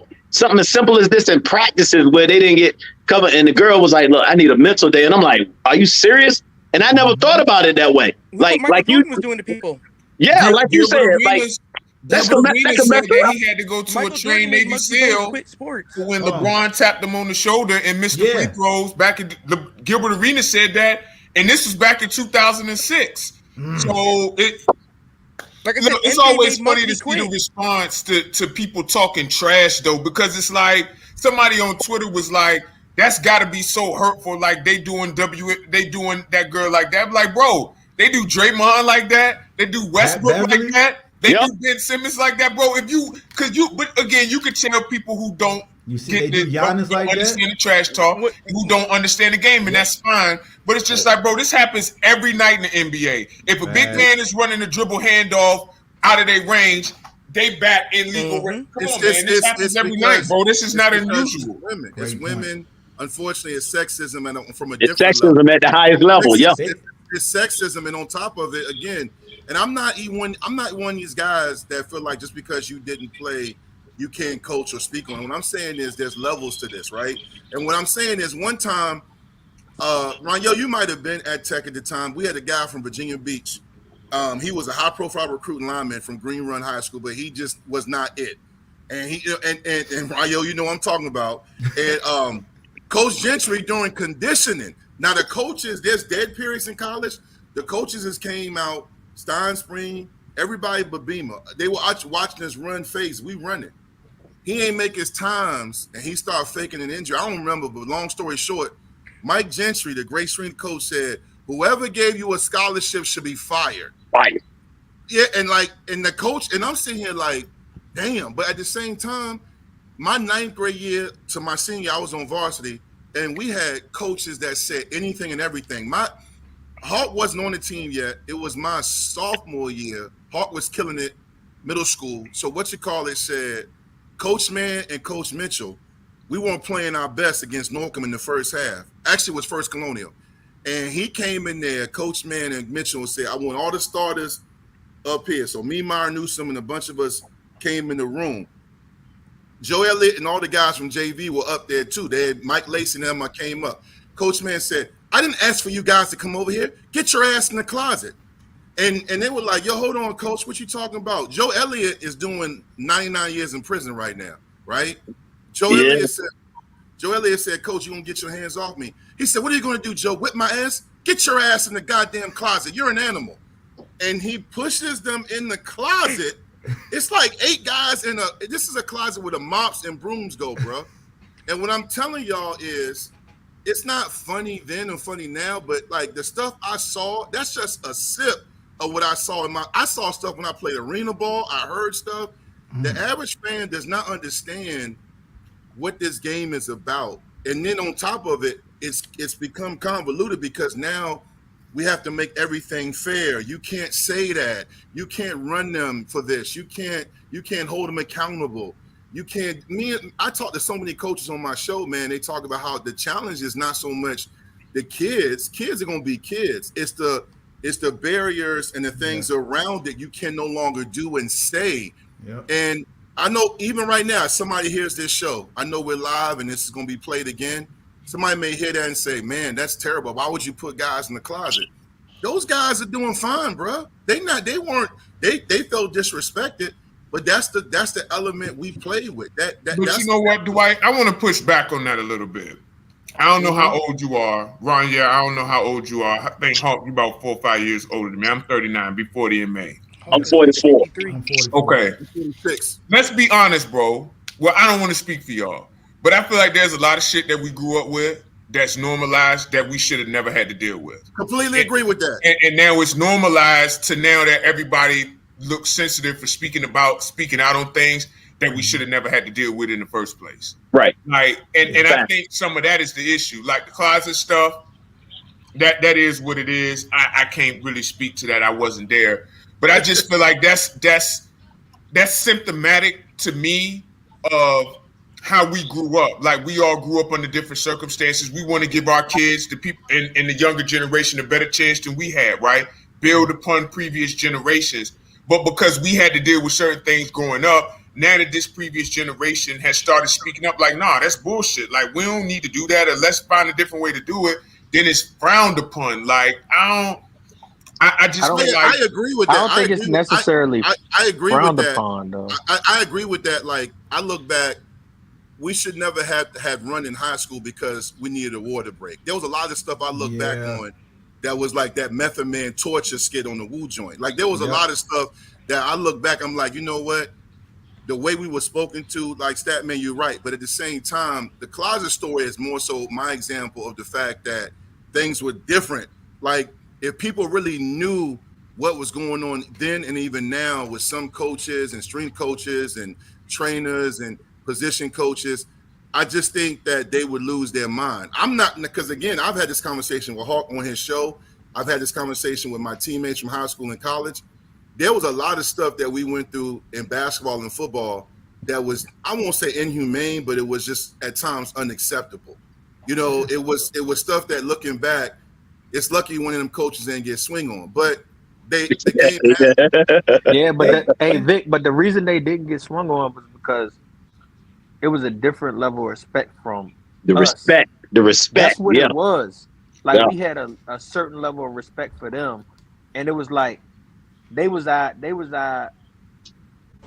parents away from home. The extension of our parents. Yeah, that's what they were, and that's like back then that shit was okay. The shit that they were saying to us, the way they talked to us, that was okay. Yeah. You know what I'm saying? Now you can't do that shit no more.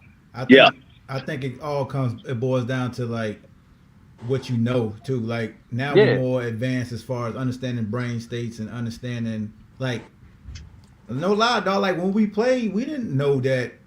Like when we played, it was no play. Like you just wanted to play. But Vic talked about water breaks because I could, as Hampton, we got basically 2. We got 2 water breaks, and you was practicing about 4 hours a day. And no wonder y'all got 1,800 championships over there. So here's the thing. On one hand, we could glorify and say, yo, we out tough everybody. But on the other hand, when you think about it in a medical sense, we was lucky as shit. Yeah. Yes. I was about to say, y'all, because of it. Hold on, like, we couldn't take out. Look, first of all, you can never unbuckle your chin strap. Mm-hmm. You couldn't take a knee all practice. So for dudes who were on meat squad, right? So because most of the time we only had like 35 players, so it wasn't that many dudes not practicing. But for the guys who wasn't part of the 22 that was hitting, if your ass was standing on the sideline, you would stand there for 3 hours with your chin strap buckled. Yep. And you couldn't take a knee, and you won't get in water, and it's hot as hell. But they'll be the first players to get thrown in bull in the ring quick. And they be the first ones to be called soft if they take, because we didn't know better. Right now, as like Statman talked about, as the game evolving, we talking about like LeBron versus Jordan. Now everybody's more aware. It's even how we raise our kids. When we grew up, grandma say go get a switch, your ass went and got it. Think about it. We went and got the damn. And you ain't get the flimsy one either. Pain on us. Now you tell a kid go get a switch, they be like, shit, I know better. I'm about to go get my lawyer. Like, mother, you 9. And as a parent, because I say this all the time, as a parent, I didn't spank my kids because as I got more in tune to reading and got more understanding where I came from, where people came from, I felt like if I had to instill fear in you by hitting you with a whip, I was no better than the cracker. That was just my stance. I agree with that. My high learning of myself, and I don't look at nobody that spank their kids as any less than me as a parent. I don't spank my daughter. So that's all I'm saying. So majority of the time, you get the pushback because there's more awareness now. And I agree with that, Hawk. Mm-hmm. And Hawk, just like you said earlier, and just like a lot of you guys said, where it's different. Yeah. We know more about medicine. We know more about that stuff. You know what I mean? And I try to explain to my nephews, and my nephew's like, Uncle Ron, why when you walked in here, you couldn't remember blah, blah, blah, or this and that. Mm-hmm. And I told him, I said, yeah, it's this thing called concussion. But everybody on this platform, when we were growing up, it was called getting your bell rung. Getting your bell rung. and you could pass that test like it was nothing, right, Mario? I could say the alphabet. I could be concussed and still say the alphabet. Still say the alphabet. You know what I mean? That's even newer. What city you in? Me? Nah, that's the No. That's what they asked. Oh yeah. Oh yeah. What city you in? I was about to say. I was like, Pittsburgh. Is he wired? I was. Because I had friends that were the same way, and I'm significantly younger, so that's like a brand newer thing. Like I'm 26 right now, and my friends in middle school and high school, my friend had to quit because the doctor told him if he got another concussion, he was gonna be mush, like his brain was gonna be mush. You see, but when we grew up, bro, dudes would have concussions. Concussion. Oh, you just got your bill wrong. And what would the coach do? He got 3 in a week. What would the coach do next, Ryan? Smack your ass in the helmet. Back next time. Yeah. Right now. Like I said, so that's significant too, because like I said, I'm 26, 3 in a week, and nobody even batted an eye. That's what I'm speaking to. So when we sharing these stories, we're not incriminating the coaches that coached us. They just didn't know. But now with resources out now. Yeah. So when you look at like our great head coach Mike Smith, as the game started to evolve, he realized I can't run the wide tackle 6 no more. Wide tackle 6 can't stop the spread. You can't. You gonna get and you can't play cover 3. You gonna get your ass ran out of here, and that's what started happening. It didn't want nothing against his coaching IQ, but it goes with Statman was saying. And I love what people say. You always got to say, look, man, it's no knock of saying the athletes today are better than what Jordan played against. It's not saying Jordan's less of an athlete. He was just ahead of his time. In that same regard, you got to say, but realize in 20 years, I hope the game better than what it was today, because we're going to say these athletes are better than what LeBron fans going to go through the same thing Jordan fans going through, because we all. I'm going to say I won't. I won't. Okay. I'm an evolution, because I'm going to be like, no, these guys are better. I'm sticking with LeBron. And but what I'm saying is, as an older player, as much as you want to hold on to your generation, you got to concede and be like, yo, bro, you got to let the young brothers have their GOAT. There's no knock on Mike if somebody say LeBron the GOAT. I'm like, yo, you grew up with LeBron. I appreciate you, because when we said Jordan was the GOAT, my pops was like, hell, shit, and he ain't Dr. J the goddamn GOAT. Will Chamberlain the goddamn GOAT. You know my granddad would have said, well, so you know the guy in Boston got more than anybody. That's the GOAT. You know. Exactly, bro. And that's why when we had these shows, it's like you have these debates, you get heated, you have fun, it's barbershop. But at the end, anybody that runs a podcast, it's your responsibility to tie the knot at the end and say, look, it's just a debate. But if we being real with the game and we being responsible, we got to allow the next generation to have it, because we want the game to be better than it was when we play. If it's not, we didn't do our job. We didn't do our job. We didn't do our job. If somebody, and it's going to be different. Yeah, if somebody say, hey, Ron Yell, the receivers today, or the DBs today are more athletic than when you played. If we say, no, they not, and that shit really ain't true, then we like, did I fail these young kids? I failed them. I failed them. That's the discussion we had the other day about the receivers. Because they should want to be better than you. Yeah, bro. Yep. That's the discussion we had. We had the DBs and wide receivers, and I think somebody said the wide receivers are way better than, or the DBs are way better than the wide receivers. Yeah. Or something along the lines of that. And Ahmad was like, I feel like they both evolved from where, like, Deion wouldn't be able to come in this league and be as dominant because he can't be handsy. Deion's biggest, greatest aspect was his ability to be handsy. He's a fucking cheater. I give you back then. Hold on, I give you a prime example. Deion was a cheater back then too, bro. I give you a prime example of a DB.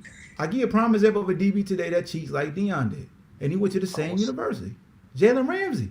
One thing I love about Jalen Ramsey that a lot of young DBs don't do, and I tell DBs, if your ass get double boo, knock their ass out, make them line up again. Take the flag. Yeah. Make them line up again. One thing I love about Jalen is he will collide you and make it look like it's natural that sometimes the refs don't throw it. Yep. And with the guys like Patrick PS2, like to cover a DB in today's game to where you can't test them out the 5 yards, that is tough. And the Super Bowl demonstrated how much the game has changed, because again, Ron Yell played in the NFL. Whip routes back in the day, you were allowed to grab the hip and look back because it was a double move and they collided to try to push off to go back out. And they threw that flag in the Super Bowl, boom, it's a new game now. Yep. And I told him, I said, and that's a flag. That's a flag. It is. You could throw that all day. And I told people, and I say, the referee gave you twice. Yep. You had 2 times. Like he could have called you the first time. Yep. But once again, I always tell young defensive backs, especially the ones I coach, I always say, but if you're not looking at, if you saw when he made the first move, if you look like this, you gonna grab. You gonna grab because now Hulk gone. Yeah. Hulk gone. Like, don't look back. We wear different color uniforms. Quarterback ain't throwing it to me. What the hell I'm looking back for? And he ain't Hulk. Go through your progression.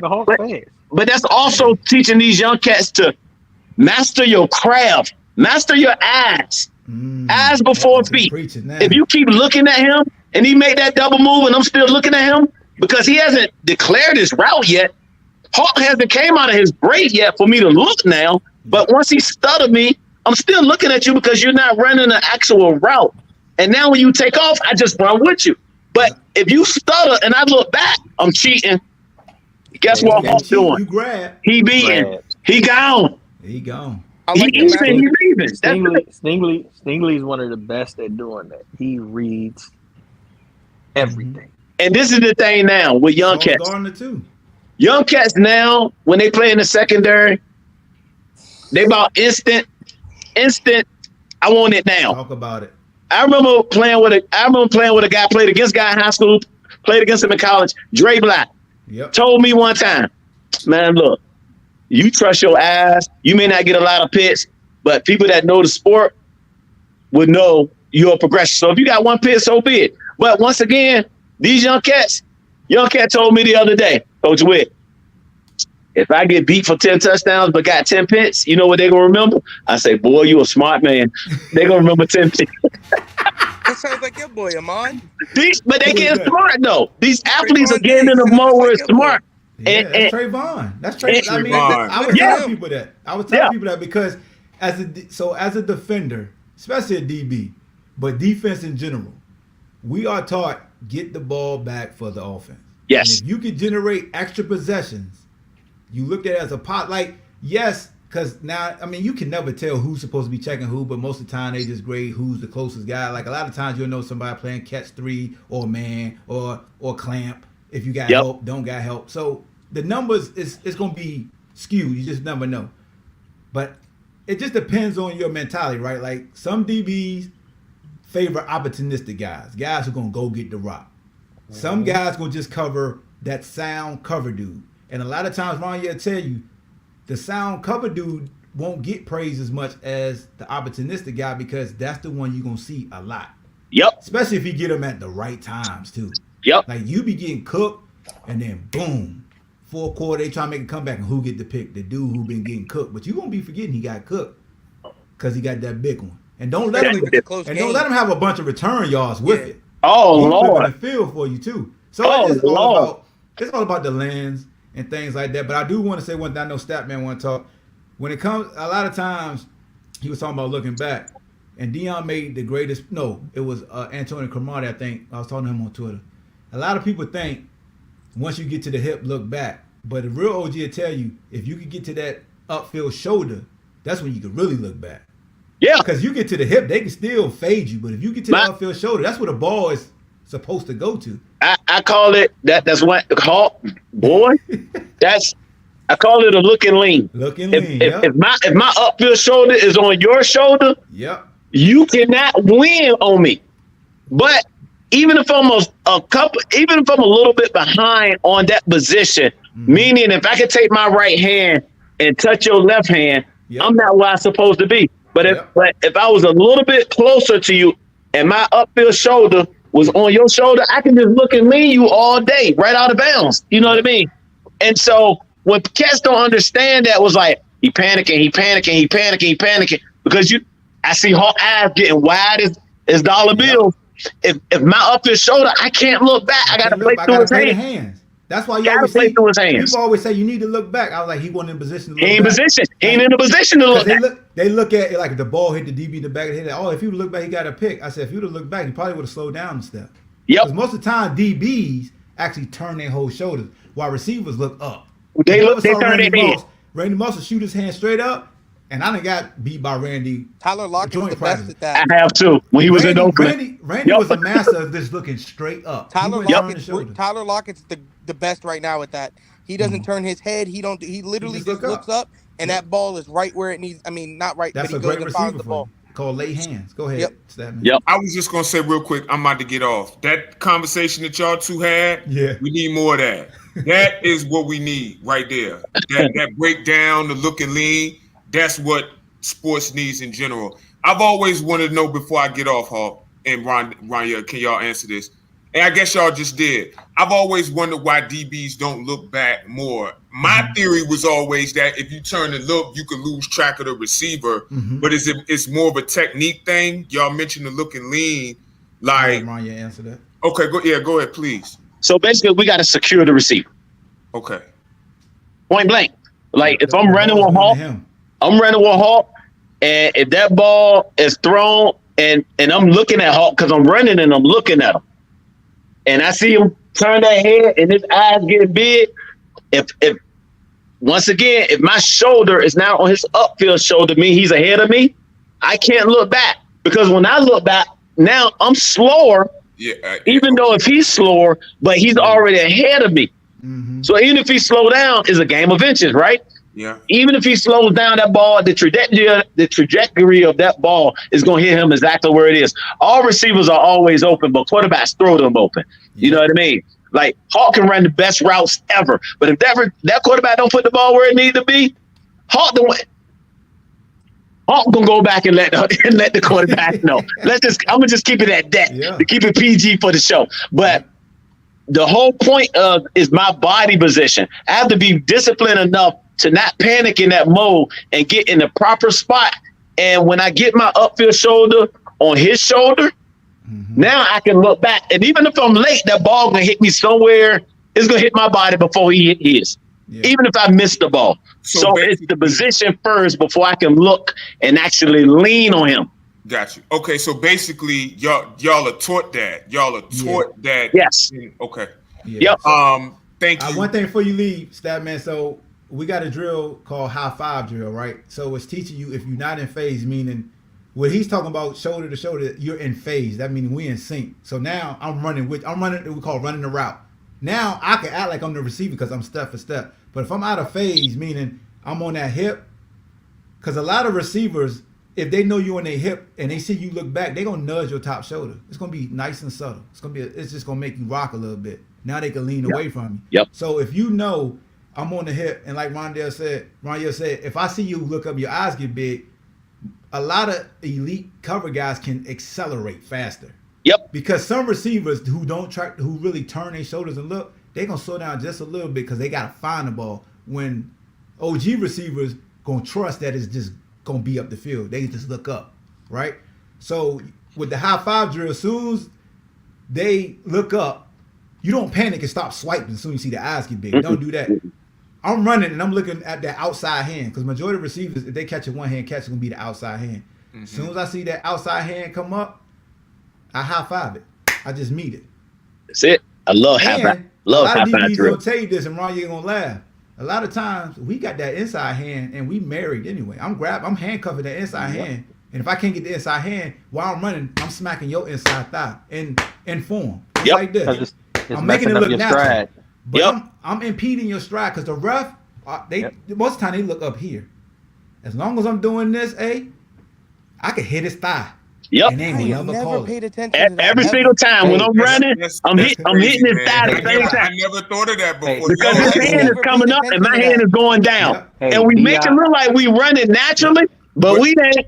I'm gonna pay attention to that now. Hey, Steve, go watch Deion. Deion was a master at that. Go watch Deion. Quick. Like Ahmad said, Deion grab your wrist while he running. I'm looking at the hands. Like look, where the ball Deion do this. Deion be running with him, and when he come down, he actually grabbed the wrist and pushed it back. Oh, he was a master at looking lean. I got cut film of a couple corners from Champ Bailey, who's a master at it. Champ is great at it. You know what I mean? Because it's so smooth. And I got film from him that was when he was doing it at Georgia. You know what I mean? And I break all this tape down just to show before I show any of my guys that I coach anything that has to do with the football, I want them to see how your body's supposed to work, right? Allow your eyes to see what it's supposed to see and allow that information to process to the brain to allow your body to react to what you're seeing. It's all about the eyes at the end of the day. You know what I mean? No different than the guy that got beat on the double move. His eyes got him in trouble. Eyes got him beat. Yep. No different than when they do the hairpin, that little hairpin route. Yep. That they run in the lead where they come in and run a slant, but then come back out. When they run a slant, quarterback look immediately, and now he gone, and now I can't find him. Yep, they immediately look in as soon as they get collided, and the receiver won't. When you run a whip route, we are taught collide them and push them off. Because as soon as they collide you, if they clasp you, they gonna look. Because I'm looking inside now. I'm thinking the route is done. Yeah. But if anything, if I clasp you, a good DB coach said, "Now get to their outside shoulder." Because if you run right into me, bro, it should be a red flag. Like, hold on, you just running into me? Like, you trying to cause a collision? You trying to get out? That's not a route. What he's running is not a route. Yeah, it's not a route. He's just trying to create separation. Thank y'all for that, hey, man. Stat man, let me say this before you go. Yes, sir. You'll see me again. Yeah. I love you on this platform, man. All you fellas, man. It's first time I'm seeing you and meeting you guys, but I will be back on this platform. You guys are dope and you're awesome to talk to, and I love all the perspectives, whether agree with it or not, whatever. Right. I love this talk because, like Hawk said, like Dwight said, great barbershop talk, man. Nobody's right or wrong. You know what I mean? It's a situation where you guys are dope. You guys are dope. I'm going to say that. What I was going to say just real quick was that I got a podcast, Ron. Yeah, we'd love to have you come on, tell your story, tell your NFL journey, the Number Streets podcast. We'd love to have you come on and do that, man. He's on the 757, dog. So y'all definitely. All day, baby. Like, we respect greatness in all forms. Like, could y'all subscribe? I just put it in the comments. I mean, in the private chat. So y'all please subscribe. And Ron, yeah, for real, we would love to have you come on, tell your story. Talk about your NFL journey, talk about your college. I know you're from Norfolk, but talk about from Norfolk to college to the NFL, man. We love to have you. Hawk, thanks for having me, bro. And when y'all on the show, make sure he tell y'all that he was cold at running back, because a lot of people don't realize he was a running back. I was cold as ice. Appreciate you, Hawk. If you come on, that's why I love you, bro. Y'all have a good one, man. Please subscribe. Thank you, Hawk. Love you, brother. Love you too, bro. Keep doing your thing. My man. Streets Yes, sir, man. Check Y'all them too. out. Appreciate my dog Ron. Yeah, people don't know Ron. Yeah, don't jump on a lot of platforms. That's why I got hyped today when he jumped on. That's my dog right there. Appreciate you, Hawk. One of the coldest to do it. A1 from day one, bro. Facts, bro. You've been my A1 from day one, man. Always. Yep. We always been solid, man. We competed at a heavy level, but once the game was over, it was all we was always back at it. Yes, sir. My man. I'm gonna let y'all go, man. I'm about to get back to it, man. Hey, did Hawk ever headbutt you, bro? He ain't never headbutt me. Look, man, Sweet Pea, his blood. I know who the headbutt, who not the headbutt. Hey, funny you should say that because Hawk never headbutted me, but I got a couple buddies that I can share a story next time when they played Kickertan and played all these other cats that I know that he played against over on his side of the water. That was like, I was like, he headbutt? Did he? She's like, yeah, that's how he rolled, man. I was like, we ain't never got into that. We just competed hard. That's it. Yo, you should have never told him that, dog, because people love that shit right I knew that headbutt was the real thing. I always heard about it in the street, That's why I got the knots right here, dog. Yeah. Appreciate you, dog. Hey, man. Hawk, you got a dope platform, bro. I will be on again, man. I appreciate you guys having me on, man. Appreciate you allowing me to share what I had to share and breaking bread sports-wise with all you fellas, man. I will be back, and I love to see you guys again, man. Salute to you, bro. Love, appreciate my man. Bro. All love, man. You guys have a great evening, man. Yes, sir. All right, man. You too. The Ball Hawk Show, my man. My man. Hey, Hawk, where you gonna be on the 29th, man? 29th of April. You got a track meet. Track meet, yeah. Is that the fight? Nah, Spencer. Oh, that's the 23rd. That's the 23rd. It's the 23rd, not the 29th. Who fight the 23rd? Gervonta. Oh yeah, Tank them. Yeah. That's the 23rd. I thought it was the. I thought it was Yeah. it was the 29th, the 30th, and then they moved it up and they moved it back. They moved it like 3 times. What you got for your organization? Yeah, I got the camp that day. Yeah. We got a couple guys from UVA coming up there though, I think. Okay. No, I saw that for Cavs Future. Yeah, that's dope. Yeah, after this next weekend, which is the spring game, we'll be having to meet every weekend. Okay. Yeah, we got Tom outdoor season now. Yeah. We got Tom too. Oh. You MCing the game? I guess I am. What date is that again? You told me about It's it. Sunday. It's the 20. Yeah, whatever it is. Just remind me. I'm gonna try and get up there. Yeah, we'll let one. you know. But I start doing flies and stuff. So yeah, because I remember you told me about it. I'm gonna try and get up there for one of them games. You should come to the Tom, man. We playing a team from DC. That's gonna be okay. Let me know the date. I'm gonna see if I can get my people to come up with me and everything. And hey, man, if you can't get your people to come up, man, we gonna be there. All right, yo, let me get up out of here. Nah, but all right, bro. I'm out here, Steve. Steve, he gotta go, bro. He gotta go eat dinner. Peace to y'all, man. Appreciate y'all. All right, bro.